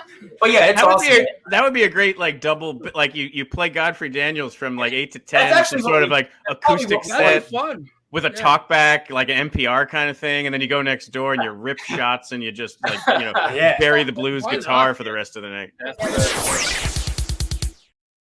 Carver Commodore. Where does the band name come from? Yeah. So Carver Commodore was my great uncle's name, I think. On my dad's side, he was around in like the 50s. I didn't really know, obviously, but I'd always heard growing up that my dad wanted to name me that, but my mom wouldn't let him because she thought it was bad luck. So I never really thought to ask why. And then when we were starting this band and looking for a band name, they finally told me like the story. He was like out in his backyard one day, saw this orb of light come down, said that this orb of light told him that he was going to die. And then, so he went and got all his stuff in order, all his affairs sorted out or whatever. And then 3 days later, he was hit by a car and died. So that's where the bad luck thing came from. Yeah. So I was like, I found this. Like I don't even remember what webpage I was on, but there's this. I'm so glad you brought it up because I was worried like I'm going to bring this thing up and you guys are going to be like, that's not us, and it's super weird. But it is. It's like Carver Commodore is standing on the back porch of his farmhouse in the outskirts of Florence, Alabama, when he notices an orb of light falling from the sky. Upon its impact, Carver examines the orb. While doing so, the mysterious light rolls around towards him and stops, and it looks right into his soul. After a few seconds of searching for a sane explanation, the orb rolls back to its point of impact and ascends to the heavens. Carver then tells his brother what he had witnessed. He explains his belief that the orb is a premonition of sorts, warning him that the end is near. He asks his brother to tend to his wife and farm so he can attend church, accept Jesus into his heart. 3 days after doing so, a car struck Carver Commodore on his way home from work and pronounced dead on sight. And that's out there on a website somewhere. And I was like, oh, that's crazy. And I was like, is that? And then also I wanted to ask, is that where is that any inspiration for the opening of that pallbearer episode? Yes. Yeah. What a great honor to that history of the family. Like that's terrific. So we have another question from the audience. What is your favorite song to perform live? Which I'm guessing is going to be different by performer. That's our bestie right there. That's our bestie, Tara. Yeah, she was at the Millersville show. Yeah. Oh, cool. There you go. Let's start. It changes. It changes so often. Go down the line. Yeah. Let's just off the top of your head. Black Plastic. Nice. That's still my favorite. Yeah. Right now, choose. I mean, keep doing that. The search for meaning. Yeah. Yeah, I would also say the search for meaning right now as well. Yeah, same for me. Also really like Active Aggression, like now in live. Yeah. I'd say Black Plastic. Off the new record, probably Misty Eyes. Mm-hmm. Actually, I'm gonna take that back. I'm gonna say Runner Up. Yeah. That one's Runner-Up's been fun. Yeah. So is Referee. Referee's great. Referee is that opening number that is, Welcome to the Modern World, which is the name of the album, is the chorus. And that's a great opening song. Like, it just is super cool. Thank you. I wrote that specifically to be like an opening song. I was like, we need an opener here. Yeah. It had a different chorus originally, but that chorus ended up happening and then became the theme of the whole record. So glad that happened. Did I see that in that time frame you also became like a Cedar Creek artist in residence? Oh, yeah, Cedar Point. At like the theme parks? Past summer. Yeah, in June. Yeah. We booked that during COVID because we were like, we gotta play. Now, but worse yet, it was, if I understood it right, it was like playing 30 minutes 5 times a day or something like that, which is just like not enough to get going, but we got going. Yeah, we did. I'm sure. It was fun. But yeah, I just think about that, like if people went to like Cedar Creek and all of a sudden they're hearing this band and it was just like, wait, that's actually why are they here? Yeah, that's really awesome. It was funny because we were like in front of a restaurant, so there were tables in front of us and people were trying to eat lunch and like they were balling up napkins and sticking them in their ears and like giving us dirty giving looks. us dirty looks. And, Which made us even play even louder because I was gonna say that probably inspired you to be like, oh yeah, flip the switch inside. yeah, that's where you'll drop you pathetic again for like 30 straight minutes. That's exactly what happened. On that song. So I love that song because there's a version of me that absolutely loves the we're going to, I think I included on tweets, like you have this stuff that you can dance to and then you have this other stuff that you want to run through a brick wall to. And then I threw on Spotify one day and I just like threw it on and there was this other version I wasn't even aware of that sounded like a 1960s beatnik poetry, like jazzy version. And I was like, wait, that one's great too. So you have these alternative versions of thing, like Black Plastic has a Game Boy version. Like you have like really, again, like you're not taking yourself too seriously. You've got these other versions of stuff that are just equally as awesome too. Yeah, thank you. And then it's definitely worth taking a moment to talk about. You guys have this, and before we play the video, George, these I talked about it on Twitter this week. This kinetic all band close that you guys have, and it's like it's rehearsed, but it's also like filthy unrehearsed. Like it's like somebody's doing something for the first time that night, I'm sure. And you all love it. And it's like this. So we're going to play it because Music Fest in particular was incredibly strong. It's about a minute so long, but we're going to let it all play. But anyway, talk to me about the closes because you've got to get ready for that. It's almost like jam band jazzy in a way that it's like you're all ready to do the same thing, but you're also ready for it to be completely unpredictable. Yeah, it just happened. It just happened one night. Was it earlier this year? It was on that run. It was on that run of Music Fest, so we probably only done that a few times. Wow. Like We started with I don't know where something, just doing a few hits, and then I started going up like chromatically, and then we just kept going with the and then it explodes. So it just like kept adding stuff. Yeah. Oh, yeah. So it happened at Auburn University for the first time, and it was a particularly empty show. Yeah. And so we get to the point where we just gotta let the rage you were playing for yourself, performing for ourselves, Yeah. and kind of trying to entertain each other, and like. And honestly, we were trying to break the stage. And we were trying to, the stage sucks. Like that, they had us on literal wooden pallets. Yeah, and right. so we were trying to stomp and jump and see if we could break through the bottom of the stage too. Yeah. So yeah, that kind of just stemmed from that. And Yeah. it's now become something that we've created into an ending to the show that's pretty wild. pretty but a lot of fun. Yeah, George, can you play that now? Yeah, Just 'cause- let's take a listen to this. Everything we were just talking about. Right.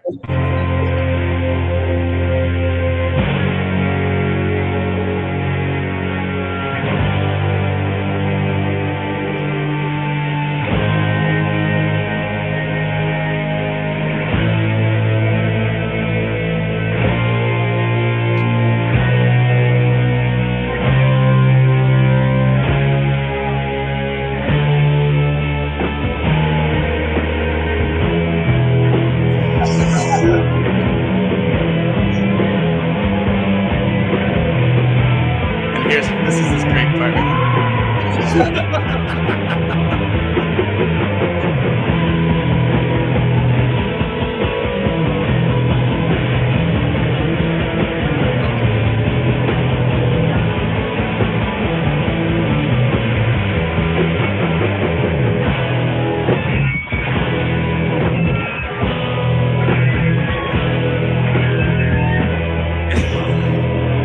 I thought you were going to smash the guitar.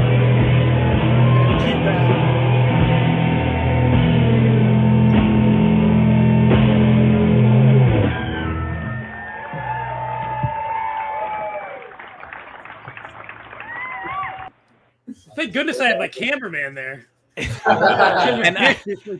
I so that was you played unfortunately, and I say unfortunately, 4:00 on a Sunday of Music Fest closing week. Like you need to play later on at night during like a weekend night. So, but kind of our thing. Here was the thing: is like I went home after that. I was like, "What? That's the greatest ending to Music Fest ever." I was like, "I'm done. I'm out. That's it. I'm out." I love it.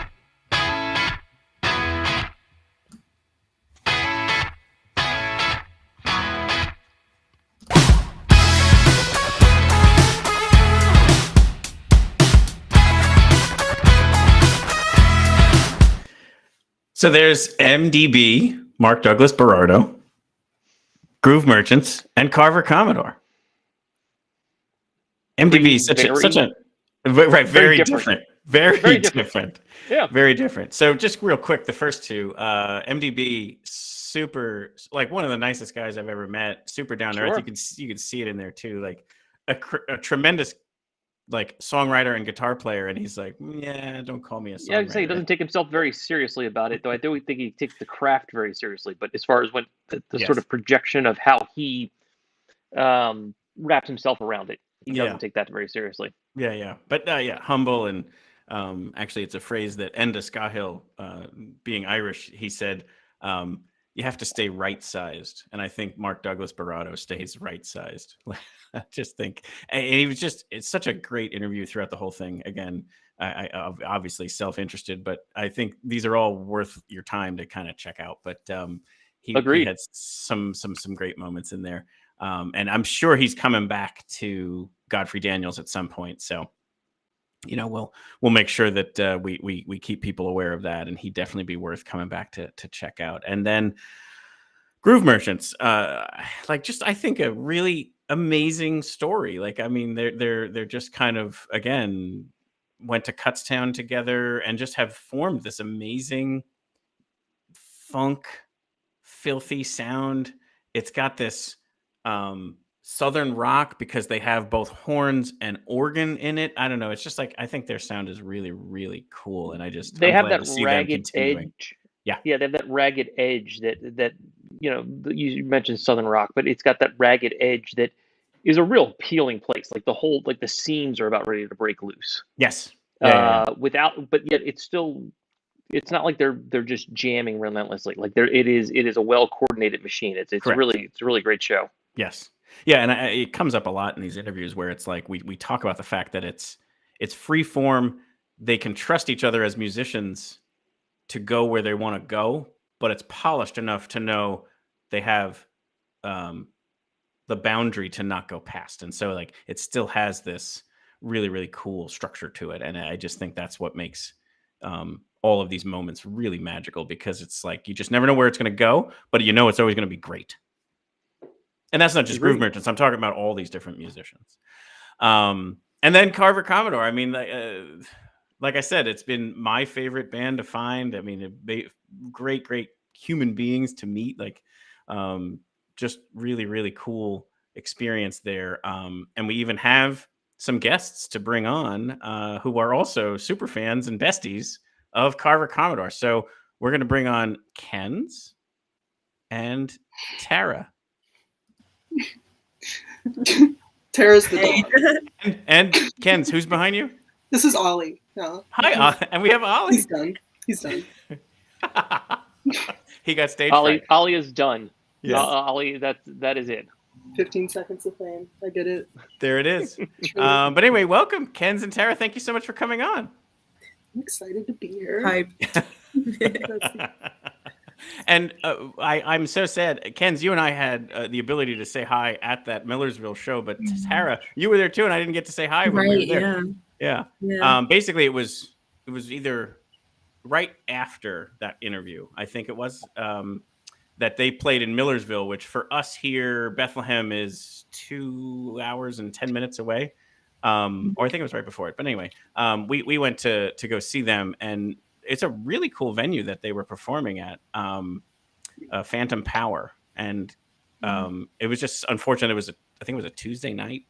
Yeah, and I think it was a holiday for the college students too, because it's kind of a college town.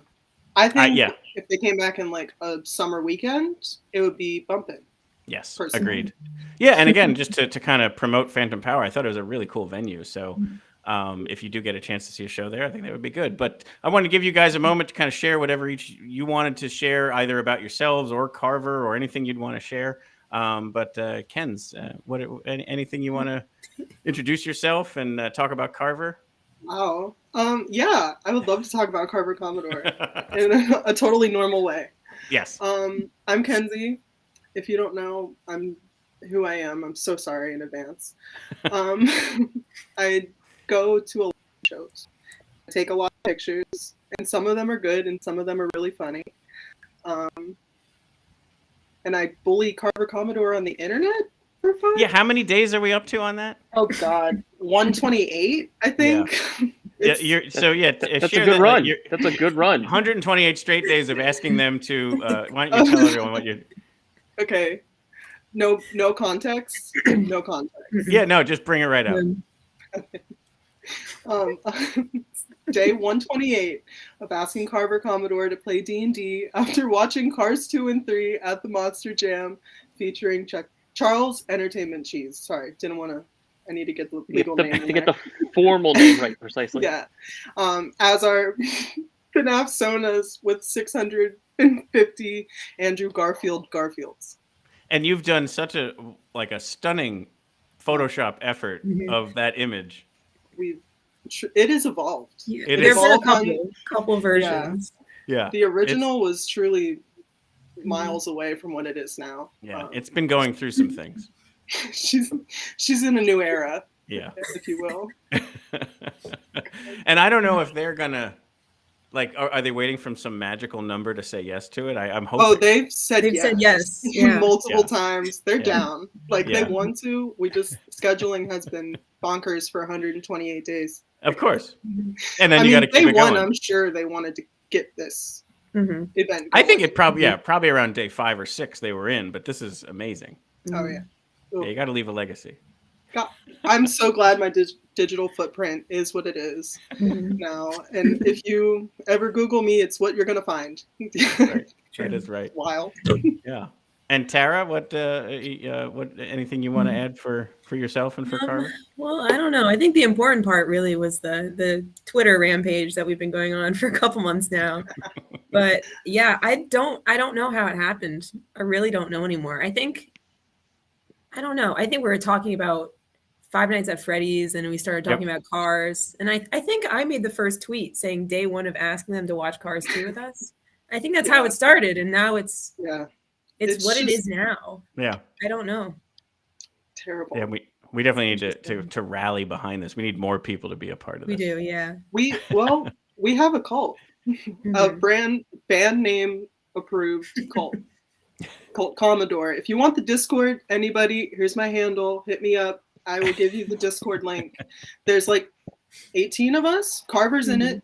It's a good time. Yeah, the members themselves are in it. So yeah, we're starting a watch party there. What I found amazing about them is they are some of the most engaging musicians out there. Whether it's Twitter, Instagram, obviously this Discord. They're just such down to earth guys that it's they're just happy to kind of share their music, and then they're kind of super plugged in on whatever else might help them kind of just connect with their fans. Bless them for not hating us by now. Honestly, I love them. I've been blocked, so I saw them a at little bit harder. Yeah, I saw them at Bright Shade in Nashville a couple weekends ago. Yeah. I was going to ask, did you both go down to either Nashville or Alabama? I saw they performed and people were there who were, you were there. It was a moment. Abby, who is also in the cult, was also there. Love her. Right. So much. But they are on board. In person, they all were 100%, let's get this going. So, I mean, as soon as they ban me from shows, then I'll stop. Correct. Right. Yeah, that would be a good place to have a boundary. Yeah. And you had said that when they were in, I think it was the Alabama show, you referenced that they kind of leaked some of their summer fall plans. Anything you can share here, or is that I mean, I know verboten? That they're coming to Music Fest. I do know that, and I'm actually, excited. We shared in that interview. You heard they played Sunday at 4, and I think you and I kind of stood in the exact same spot because I had the frog hat. We have the exact same pictures. I'm pretty sure. Yeah, all the same pictures. And the fact that we shared with them, you should definitely be on a weekend evening. I did confirm with them they're on the second Saturday night on one of the better stages. So thank goodness Music Fest and Patrick Brogan and his team understood that that's an opportunity to put them on a good stage. So I think it's the 14th or the 13th, whatever that second 13th. Saturday is. They're on one of the good stages. I think either 7 or 7:30. Was that? It was the 13th. Okay, 13th. So yeah, good news there is that they are on a very good time slot and a good stage for this time round, and it will be a banger. I can't wait. Yeah. There's got to be a crowd. We got to bring a crowd. Oh, for sure. Grandmas, Yeah, grandpas, aunts, uncles, friends of friends. They all got to be there. Yep. Former roommates. Just bring Exactly. them all. Yes. You don't know them? We're going to a party. Correct. Good enough. Correct. So any you guys then also became, and I can't thank you guys enough, like fans of this show. Like you tuned into the Holiday Spectacular, you turned into the Accidentals interview. Like there were other moments where you guys popped up, and so like I just personally wanted to thank you both for tuning in, and I love when the chat starts to kind of like load up too. So I guess I just wanted to ask, do you have anything you would want to share about like the artists we've brought on or anything like that? Anything there that you would want to share? I mean, just the streams themselves, even if you're not familiar with any of the artists, like coming in, aside from Carver Commodore, I haven't really known about anybody. I've just kind of hopped on and seen where it's gone. And it's been a lot of fun, honestly. Just like, if you don't have anything else to do on a weekday, just hop on and have some fun, I guess. I mean, we're normally there in the chat, talking about. That's true. Yeah, you can engage in the chat and listen. Like, that's the whole point of this, is to hopefully get it to the point where you don't know the band, but you're willing to at least tune in and see, is it your next favorite, like that kind of a thing. And it's like, at a minimum, hopefully you'd have a respect for, okay, not my thing, but I get why they're on. But hopefully it kind of just triggers something where you're like, wow, I have no idea. I never heard of them before, but I want to go learn more about them and see them live and all that kind of stuff. But thank you for that, Tara. Ken's, anything you want to add? I mean, it's really cool to see something newish in the music industry and podcast stuff. Because like everyone's already focusing on what's already been done and who is already big. I like to support things that support artists that are good and like good people.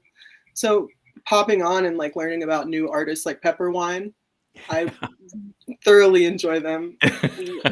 Like my first impression was quite chaotic, and I'm so glad because I got to learn their personalities through this. So I mean, I don't think I would have found them any other way other than maybe Music Fest coming up. Right, and that I can't really take any credit other than just I walk down to Music Fest and listen, and then pull from that and say, this is worth listening to, this is worth listening to. So I really kind of owe it all to them, because they're the ones that are putting out there 300 plus bands for 10 straight days every August. And then that kind of fills the queue for the year almost of who we want to kind of bring on and talk to and kind of introduce everybody to. So if it's not for that, I don't know where I'd be pulling from. Some sort of crappy Spotify algorithm, I imagine. But hey, don't knock the algorithm. It brings you good stuff. I mean, I'm pretty sure that it also knows where you sleep. So, you have to be cautious with the algorithm. I mean, so are you guys going to come up to Music Fest for the Carver show or for other days? Of course. I think Whitehall's on a different day. Yeah, I haven't learned what night. So that's a good point. Yeah, Whitehall opened for them, and then we interviewed them. They'll be next Tuesday. We're going to do the second half of our recap, and they'll be on that part. Apparently, Mario Andretti is driving home. But yes, so yeah, Whitehall, who opened for Carver that night in Millersville, is playing Music Fest as well, and they are a great band as well. So we're worthy of checking out too. So cool. Well, thank you both. This was awesome. And again, I really appreciate you not only coming on tonight, but for tuning in, and again for filling up our chat. Hopefully other people can join in for that. And and Ken's, like I mentioned, the teaser there was the next month is obviously December. It's the Holiday Spectacular. We're going to witness the Christmas concussion of Brees of Pepper Wine, and then they're coming on afterwards to talk about that and their prior interview and stuff, because they were on earlier. But anyway, hopefully people stick around for that. But other than that, yes, certainly. But thank you both, and hopefully we will catch a live show together soon. See you soon. Yeah. Thanks so much. Bye-bye. So there is Ken's and Tara. Wonderful. Yeah, just cool. Obviously, super fans of Carver Commodore and worthy of that. And then luckily, we kind of just were able to have them kind of join us on our journey, and here we are continuing it. Yeah, it's lovely to watch not only just the artists, but the people that are connected, and that's Absolutely. one of the things that makes it so special. Yeah, totally. So here we are now, transitioning into December, the holiday spectacular. It's always Christmas in Bethlehem, Phil. It is always Christmas in Bethlehem. That's a very good point. But so this again, I would say of all the edits, this one's the choppiest because it was 4 hours. It was mostly like, I think you said it before, David, like intro, outro. Is your mic working? It was Christmas music because of the very nature of it. It was also done differently, so the edit has to sort of have its own sort of I don't know, razor blade put to it. Yes, yeah. I think you said this also when I was editing. This was a little more of the machete version, whereas everything else hopefully got a little more polish to it. It may be a little cheesy with the transitions and stuff, but I needed something to kind of move it along. But so in December. And the nice part is I left in like a nice description in the beginning. We had a 4-hour live stream here in my house where some artists were in live here in person. Some were virtual, some were recordings. Then we also had interspersed local nonprofits or people from Arts Quest or whatever, kind of was kind of all over there as far as like the various type of people to bring on. Someone said it was the best 4 hours ever. How about that? That's Tara again. Thank you, Tara. So these recordings are out there. I'll take one more moment here to thank George Wacker, owner and host of Lehigh Valley with Love. And over those last couple of months here, he's allowed me to curate one episode a month of music content. And so it was just a great experience. And I really can't thank him enough. And so throughout this entire experience, it was always done under that banner. And so it really generated a lot of really great local interest. A lot of people were excited about what it was bringing to the table. And, it turned into what this is now. But you turned in, for, Dave, to the holiday spectacular. What did you think of it? I was not able to tune in for all 4 hours. Right, I'm sure not. I was holiday spectacularing myself. Right. It was a lot of fun to watch. It was great to see everyone in a space where they could interact, especially since we were, with COVID stuff. It was nice to see that sort of things. It's nice for the holidays to have that. It was great that you were able to get so many great people to either come on live or submit something to you if they couldn't make it live. Yep. It was nice to support the local community, as I know that this had a big arc to it that also helped with the local nonprofits, which I think is really the best part that even came out of that as a sort of like, look what else it can do. So, totally. But it was a lot of fun to watch. Thank you. And I obviously you're not going to have a complete, here we are, Christmas in May. But I think it's something I personally will revisit each December. And there are different versions on YouTube that we edited. Some of it was the full thing with some polish to it. And then other ones were just the music so that you could just pull out all of the Christmas music and maybe hit play while you're decorating or having guests over. Because the cool part about it was, and you'll hear us talk about it, is I think there were like 7 or 8 original Christmas songs in there.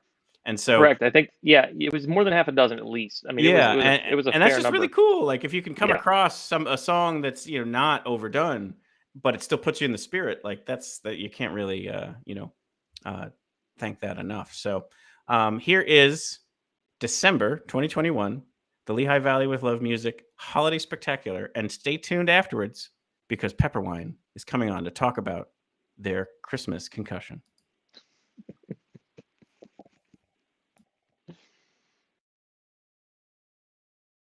Hello, everyone, and welcome to the Lehigh Valley with Love Holiday Spectacular. So just a few of the performances that we have scheduled for this evening. Seth Witcher, who's in the other room, he's going to come out at about 6 o'clock. Carver Commodore. Corinne Mamana, Gangsta Grass, which is great. Yep. Well, Corinne is awesome as well. John Worthy, Hannah Gill, Robbie Lawrence of Robbie Lawrence and the Steelmakers. So we have some polka coming on. Dirty Dollhouse. El Huri will be playing streaming live from her studio, and Pepperwine will be streaming live from their studio.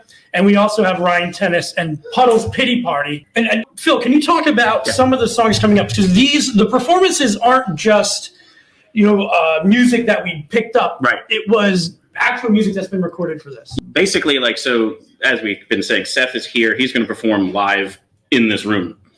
Corinne, same thing. Then you heard in the beginning, El Huri and Pepperwine are going to be live but virtual because they're not close here, but they wanted to be a part of it. And so they're going to join live and perform live just through the stream. Then everyone else who wanted to be a part of it but couldn't make this evening work either lent us the ability to use what they had out there or recorded something special for us. So you're going to have like a mixture of these different things that are pre-recorded, many of which were done just for this evening. And I think I counted 7 original Christmas songs. We should make an album. We'd have to get all the rights to that. Anyway, point is, there's 7 original songs tonight that are holiday themed. I just think that's really cool. Like this evening, you're going to not just hear music to put you in the spirit that you're familiar with, but you're going to hear songs that are maybe the next favorite Christmas song of yours. So I'm taking it one day at a time, and I'm grateful that what I've done has gotten me here. This is in Phil's living room. I've always wanted to be. Did you manifest this one? You said I'm going to be in Phil Reese's living room. I don't know who that knucklehead is. Yes, I just wanted to be next to the fire, man. It is toast. It's cold outside. That's right. Yeah, man. So yeah, man. Thank you guys for having me. I truly appreciate you. Absolutely. Happy holidays. Thank you. Happy holidays. Merry Christmas. And everybody, we're about to start the Christmas Commodore. Okay. What would you say? It was a live stream last year. It was a fake live stream, so it was really crazy. Hardly a live stream, but it was definitely a labor of love. You're talking about pre-recording something to somebody else's video that's already made. Like that's a whole nother level of. It's got to be so hard to match up the beats and stuff. And It was. Thankfully, I think Peyton recorded to a click for some of the songs, but we didn't have the click, so we had to just kind of like start the song with the video. That's kind of getting to the groove, So it was wild. He even mentions that, like, if you pay attention, the closing song, he just throws it out there. He's like, let's sing We Wish You a Merry Christmas. I don't have a click on this. Yeah. Yeah. And he goes, if it's going to be a mess, it'll be a mess. Who cares? Right. And I just think that the whole thing is, the production value is great. It's hilarious. For the purpose of this evening, I could only use selections of it. Yeah. So thank you so much for letting us do that. Yeah. So we'll hit play, and then we'll bring you back on afterwards. Cool. That sounds great. Hello, everybody. Good evening. My name's Corinne Mamana, and I'm happy to be here. What am I? I'm a singer, mostly jazz, and so I will exit the premises. Sure, yeah. Thank you so much. Yes, thank you. I'm glad that worked Bye, out. everybody. All right. Well, thank Corinne again. I'm glad that worked out. Like, that was the one thing. I was She's missing. such a great voice. So we have Gangsta Grass has about 7 minutes of music for us. Right. Do you want to talk? We reached out to them and they said, Yeah. So we're going to interview them in February. Yeah. And so the nice part about that is February. Let's spend one quick moment here. Throughout this time that we've been figuring out these music episodes, we think it's great to do this live broadcast of them, especially for the purpose of being able to put them in a spot where they can not only tell their story, but also play a song or two and promote what they got coming up. Right. So the first Tuesday of every month going forward is what we're going to do. And we've got a pretty good schedule going on. So February 1st is the first Tuesday of February. And that night, Gangsta Grass is one of the interviews. So enjoy. We'll be back. All right, y'all. Merry Christmas. Happy Kwanzaa. Merry Christmas. Happy Hanukkah.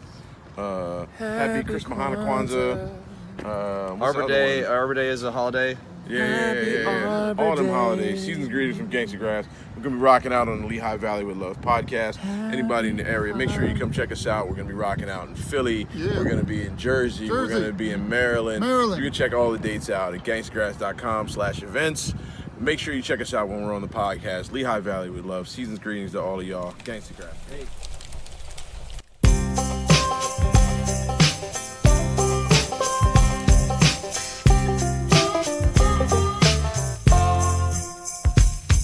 There's something that's been on my mind. So okay, I have. Do you want to talk a little bit about John Worthy before? Yeah. Then we'll So he is one of the most electric live performers. Great music. He's a rock star. Great energy, super rock star. And then reached out to him here, and he's kind of engaged with this other artist. Her name is Kiki Halliday, and so it's this kind of like side brand called KJ Wild. K for Kiki, J for John, Wild. And so it's the two of them performing. They're both Nashville artists, recording artists. And so they do one song, traditional, and then they tease a little bit of something that they're going to be releasing in 2022. So I'm hoping we can interview the two of them in the new year, once they're ready to release some of that music, some of the KJ Wild music. Okay, we're going to bring in John Worthy, and we're going to hang out here. So, John Worthy. What's up, everyone? Lehigh Valley with Love. Thanks for having us. My name is John Worthy, and this is Kiki Halliday, and together we're KJ Wild. We're a brand new band. That was John Worthy. I did, and thank you so much. John's been great. We've interviewed him a couple times, obviously on our live stream. Mm-hmm. So we're supposed to bring in Hannah Gill. Is that something that we want to go? That's where we're at now. All right. Well, but let me tell you, wait till you hear, like, if you have never heard her sing, it's like her voice is so good. So Hannah Gill. Hello, everybody. My name is Hannah Gill. I hope that you're all doing great. Hope you've had an awesome holiday season so far, and I really hope that you're enjoying this little holiday show that we're putting on for you. If you haven't heard Hannah Gill before, and tonight's your first night, I feel honored. Seriously, I just sit there and smile. Like every time I listen to her sing, it's just like something from the heavens. Like it's just so nice. In fact, Tara was there and said if she asked me to swallow a rock, I would do it. Is in here. Oh, cool. So what we're gonna do is we're gonna bring in El Huri. Where was that guy? Wait, El Huri.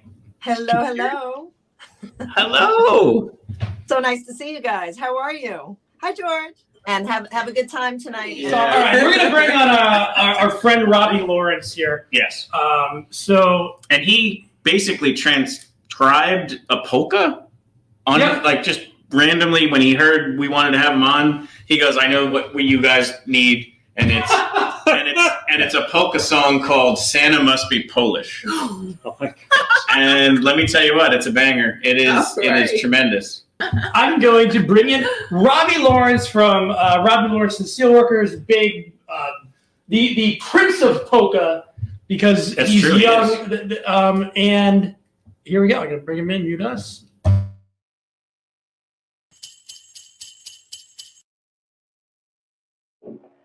Hi, everybody at Lehigh Valley with Love. Robbie Lawrence here of the Steelworkers Polka Band. I'm here. Thank you, George and Phil, for having us on tonight.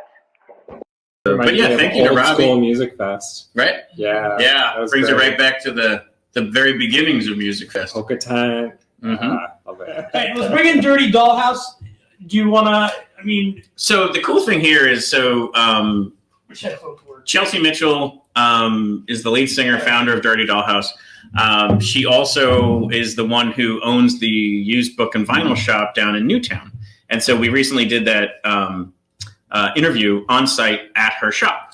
And so that was, I think, kind of cool. So not only were we able to talk about the music, but also her shop and what it takes to be a business owner in this time and all this other kind of stuff. So I thought that was really cool. Dirty Dollhouse also has an original holiday song called Party Dress. And this is it? And this is it. And we're going to share this one with you as well.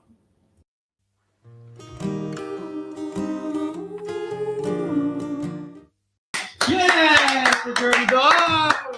Yet another original holiday song. That's fantastic. So Pepper Wine's going to come live in about 5 minutes here. We're going to take... Okay. A little bit. In fact, pepper wine is in here. Hold on a second.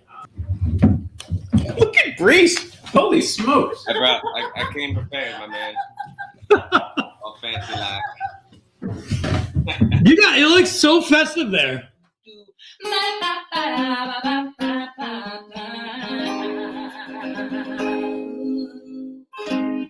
It wouldn't be a pepper wine show without a technical difficulty. That's for certain. Thank you. Let me see if I can troubleshoot this real quick. Doctor. So it's all good. Don't worry. This is why this is live and fun.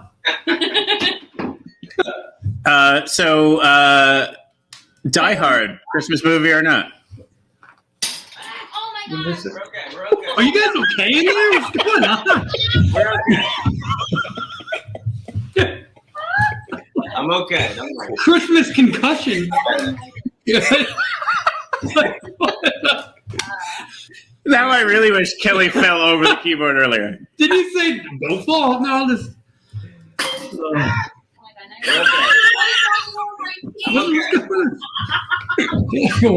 okay. Are we ready? Sure. This takes me back to the interview.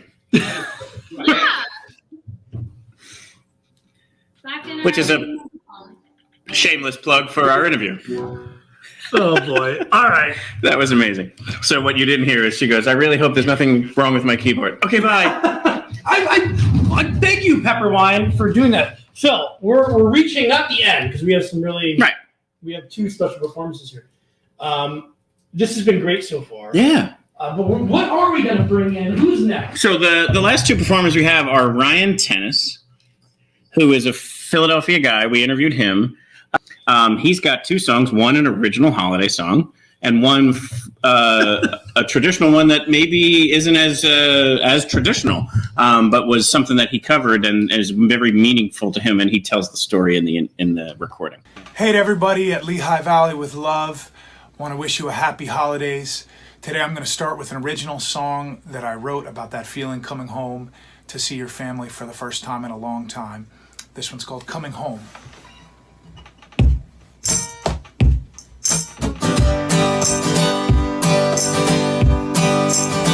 The road is clear, the snow is coming down.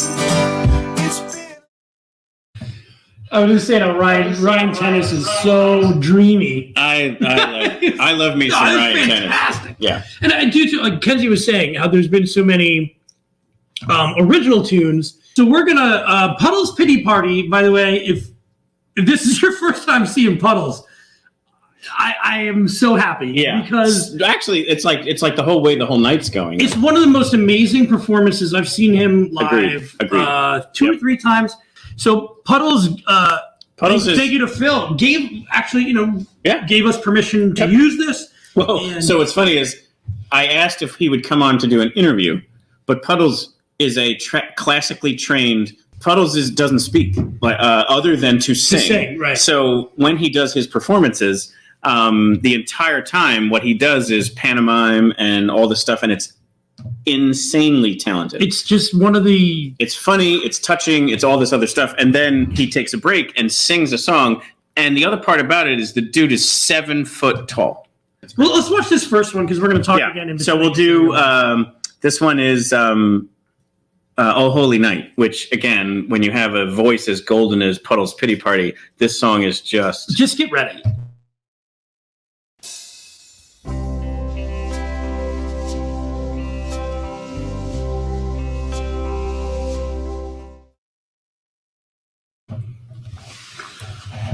All right. 7 foot clown with a golden voice. Music's, we're going to be back into this where Puddles Pity Party is coming through, and Right. we're having all this stuff. And so I'm excited for that. And well, so again, a little bit of the plug and a little bit of the let's hope we can continue this train. Sure. First Tuesday of every month. That's our plan, to do a live stream of 2 artists. And the goal is to bring you somebody who is your next favorite band. So in January, we have We Banjo 3, and we have Mike Maines and the Branches. January. In February, it's The Accidentals and Gangsta Grass. And then we're in talks with lots of other incredible artists. Listen, March, April, there's already some people in the talks for those that could be quite special.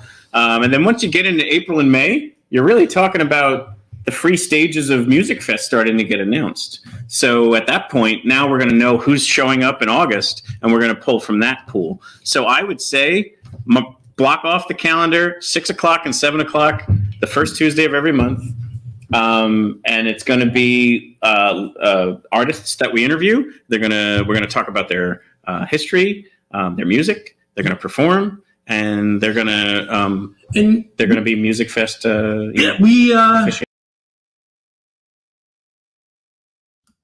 So there we are. I didn't have the closing music on that one, but there is the Holiday Spectacular, and we now have on the show Kelly from Pepperwine. Hi. Hey, hi Kelly. How's it going? And Brees is on his way. Here Is he getting headgear? Yes. Outstanding. Long road to recovery. Still has head injury. The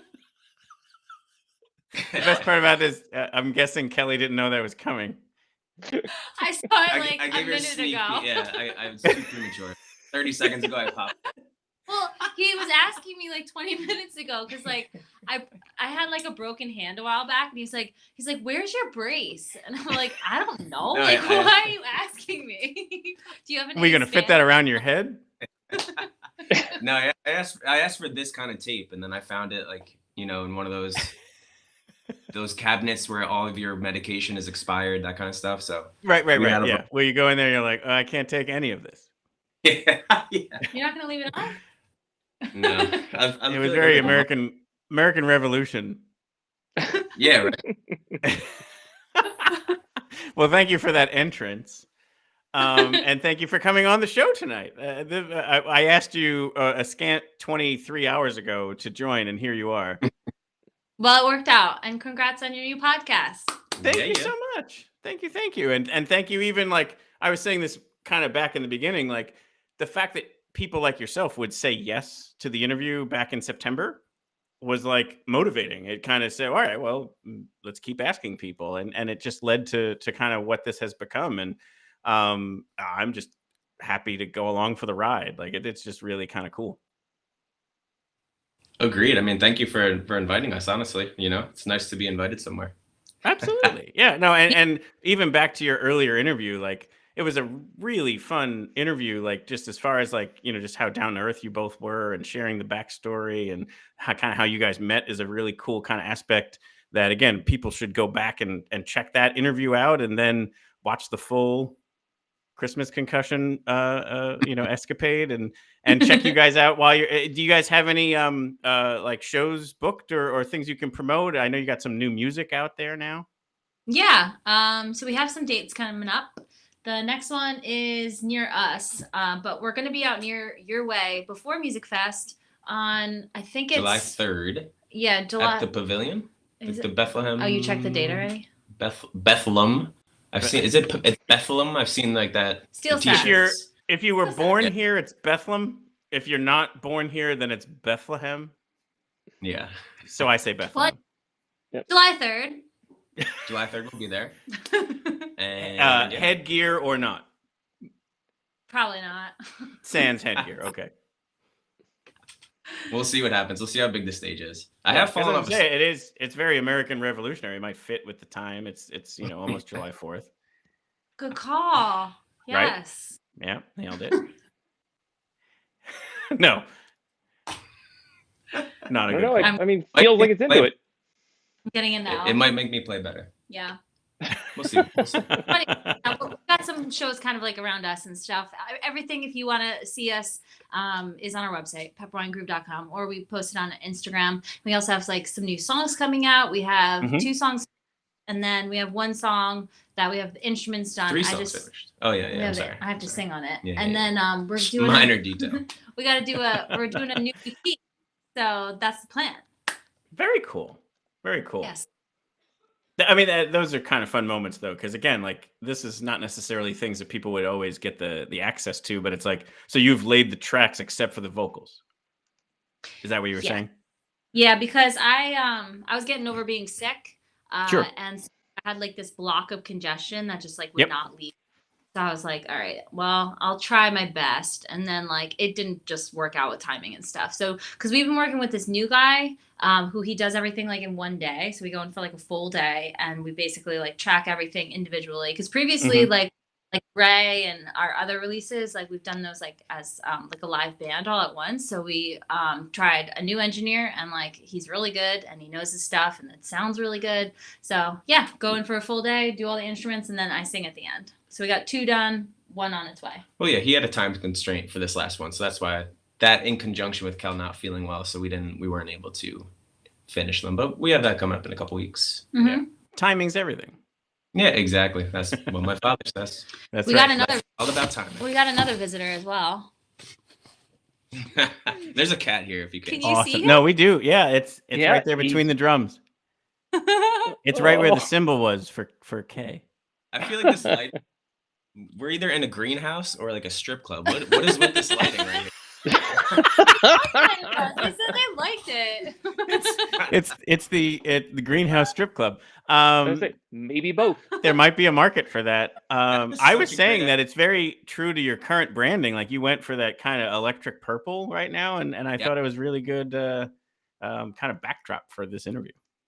That is true, actually. I love these LEDs. They like. Oh, I'm going the right way. Okay. Yeah, you could do like any different color. So today, like some days it's red or green. Today was a purple day. Yeah, So with the fact that there's always a technical glitch, we are being really aggressive with moving things around. Great point. Wow. Well, actually, the interview, my power went out. Like it wasn't even just you guys. The first interview, if you watch it, like towards the end, all of a sudden I just like I'm gone. That's right. And, I remember. I just lost power for like a split second, but of course a computer can't handle that. The thing that stinks is like we listened back to like the song that we were playing when Kelly's piano went out, and it wasn't really like you really couldn't even notice. So people were probably wondering like, what was I even doing? No, like, running. You're around? right. Well, And, also like, no I gotta give you props, Kelly. Like such a true performer. Like you were just like, well, if I don't have keys, I'm just gonna use my voice. And yeah, we're gonna sell this, and we're gonna just bada our way through this thing. And it was. I mean, like you could totally see. I would think 7 out of 10 performers would just kind of like, I don't know, pull the power cord out of the computer and just be like, I'm sorry, I don't know what happened. But you just kept going, and it was awesome. And then it just turned into whatever it turned into, which is like the stuff of legend at this point, which is just great. I still never answered your question though about Die Hard. Is it a Christmas? It's literally Well, because I'm surprised you remember. I thought you went like black after that. It's like in Step Brothers, right before he jumps on the bunk bed. Hey, you forgot that? Like guacamole. Yeah. That is terrific. So yeah, do you want to answer now, or do you want to answer in this coming December? I've never. This is great. I've never seen Die Hard. I think that's. I know. So here's the thing. I see an opportunity. Yeah, October-ish. Watch it, and Pop then it on. give your opinion.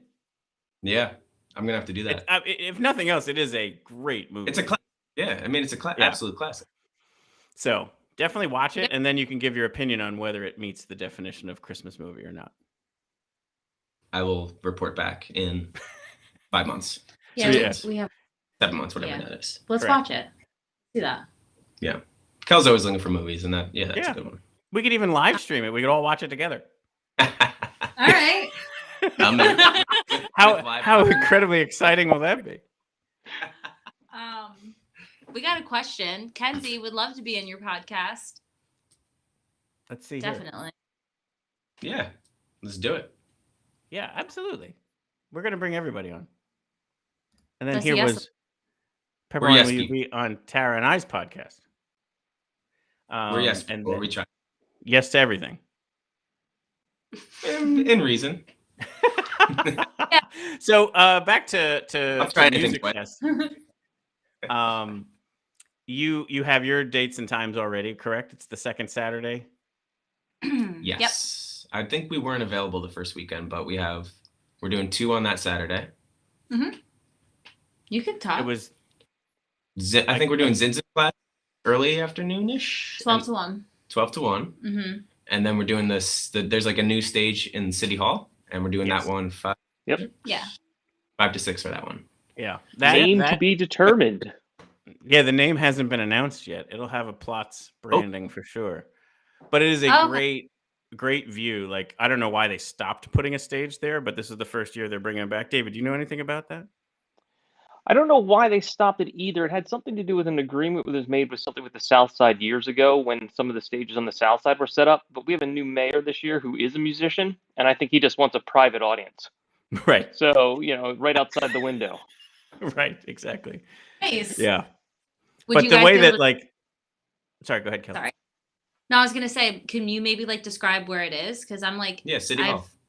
Yeah, well, I'm familiar with the area a little bit. So if you come down Main Street and then you guys played in, what stage were you on last year? Was it Plaza Tropical or Zinzenplatz? They were Zinzenplatz. Zinzenplatz. So from there, it'll be a little disjointed. So that's the end of the run down that Main Street. Right. The City Hall is kind of to the left, down that road. But I think the huge benefit of it is it's like this plateau, because North Side's higher than South Side, and there's this river that comes through it all. And so it's going to be this really great view, especially that time of day. It's going to be a really, really nice setting. So I think you're gonna really enjoy that one. Nice. Sweet. Hopefully it's not the hottest day of the year, because it always is. Always.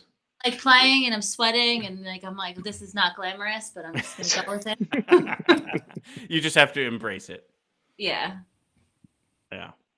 But yeah, I mean, again, thank you so much for such short notice coming on, and Brees, I'm glad you don't have major head trauma or memory loss or anything.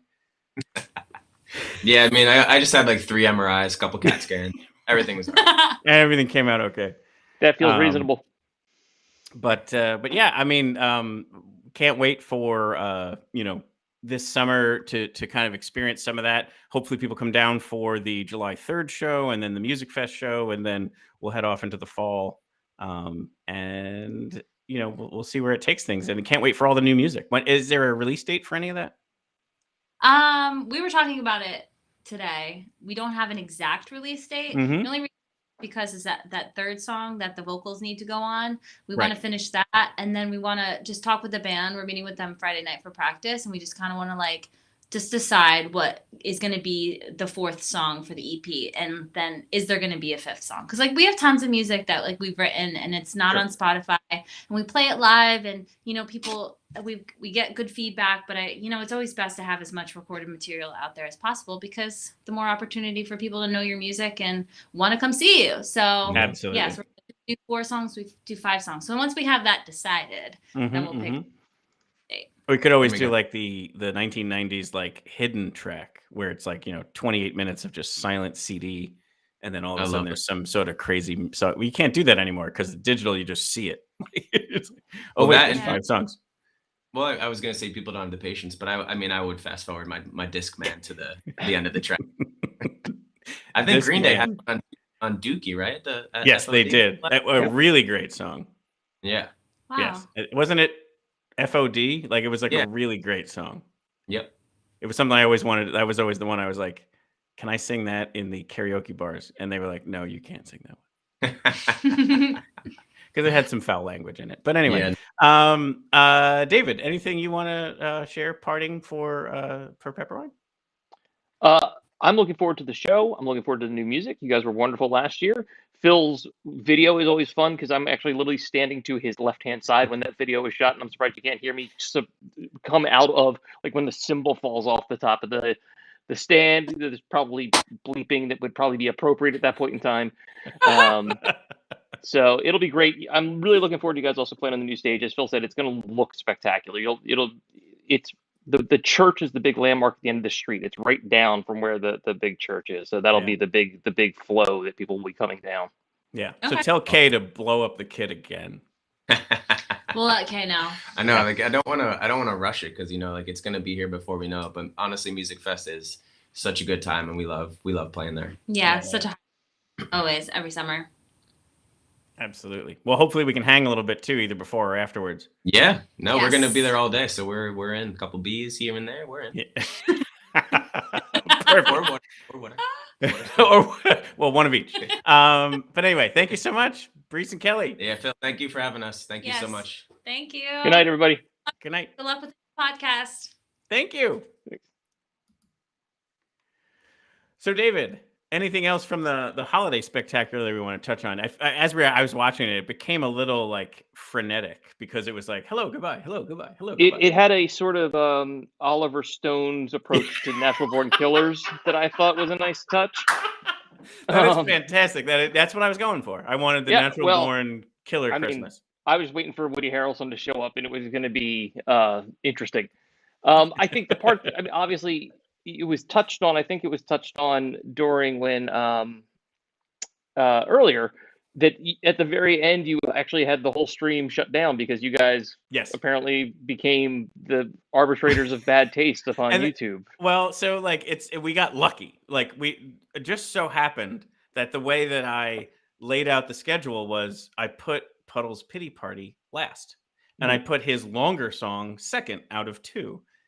And it just so happened that I guess YouTube and some things like they're looking or there's like algorithms that will sense especially for stuff that's already recorded, copyrighted music, right? And so the first song went and it was fine, and then the second song goes and like I don't know, 90 seconds in, it just apparently we got shut down. But on our side, we didn't know. We're like, all of a sudden we're seeing all these comments like, "Where did you go?" And it was like, we're right here. It's still on. What are you talking about? And the recording was fine. So like the streaming service still was playing it. But anyway, interesting to see how far into Die Hard we can get before we get shut down. But But the saddest part of the whole thing, and I put it in the comments here, is we had permission. Puddle's Pity Party gave us the rights to do it, but you can't tell the algorithms that I have the right to do this. Yeah, it would be nice if you could turn the permission slip over. Yeah, just something that was like, hey, here's a key. I don't know, whatever. Correct. But so we were legit. We were above board. We were fine, but they still kind of turned us off. And oh well. But just playing it back, like really, really cool to see not only all the music that was original that was in there, but like everybody who put the recording in there. Whether it was John Worthy or Gangsta Grass or Hannah Gill, like they all were referencing Lehigh Valley with Love at the time. And so I don't know. I just thought it was a special night. I was really, really happy with the way that all came together. Yeah, it was a great performance. And plus it was so homey. True. And right after that, I was like so in the mood for, the holidays and Christmas spirit and all that good stuff. But as that kind of closes 2021, we're going to turn to 2022, and we'll be back next Tuesday. And we're going to do January, February, March, April. And we'll talk through those highlights, and we'll hopefully bring on some more guests, and, we'll just keep this train rolling. And then the funny part is, if you noticed in there, and this is a great like closing statement. I mentioned that in January was We Banjo 3, which happened. And it's one of the finest interviews. Like Enda Scahill is just such a fantastic human being that he's a great person to just share a moment with. But the other person who was supposed to be interviewed was Mike Maines from Mike Maines and the Branches. Which you had mentioned when you were talking there about what was coming up next. That's what I mean. Is like, so that was supposed to happen. A week prior, he had to cancel. And guess who our first guest is for this Your Next Favorite Band show in June? Is Mike Maines. That's his reschedule. So what a great continuity moment right there in that. So that's a teaser right there. So it feels tonight, like it was almost planned. It was almost planned. It was just the universe taking care of things. So tonight was the first half of the recap. Next Tuesday, the second half of the recap. And then the first Tuesday of June 7th. Which is the Tuesday after that? That is. It is. It's 3 Street Tuesday. So Mike Maines and the Branches, and then a very, very cool jazz fusion band called Bright Dog Red, who just released some brand new music. So the first interviews that we have as this kind of new banner of your next favorite band is Mike Maines and the Branches and Bright Dog Red, which should be really cool. But in the meantime, we're going to do the second half of the recap next Tuesday. And thank you all for tuning in tonight, and can't wait to keep the train rolling next week. Thank you so much, David, and can't wait to see where this all goes. Thanks, Phil. It was good. It was a lot of fun. Talk to you. Thanks.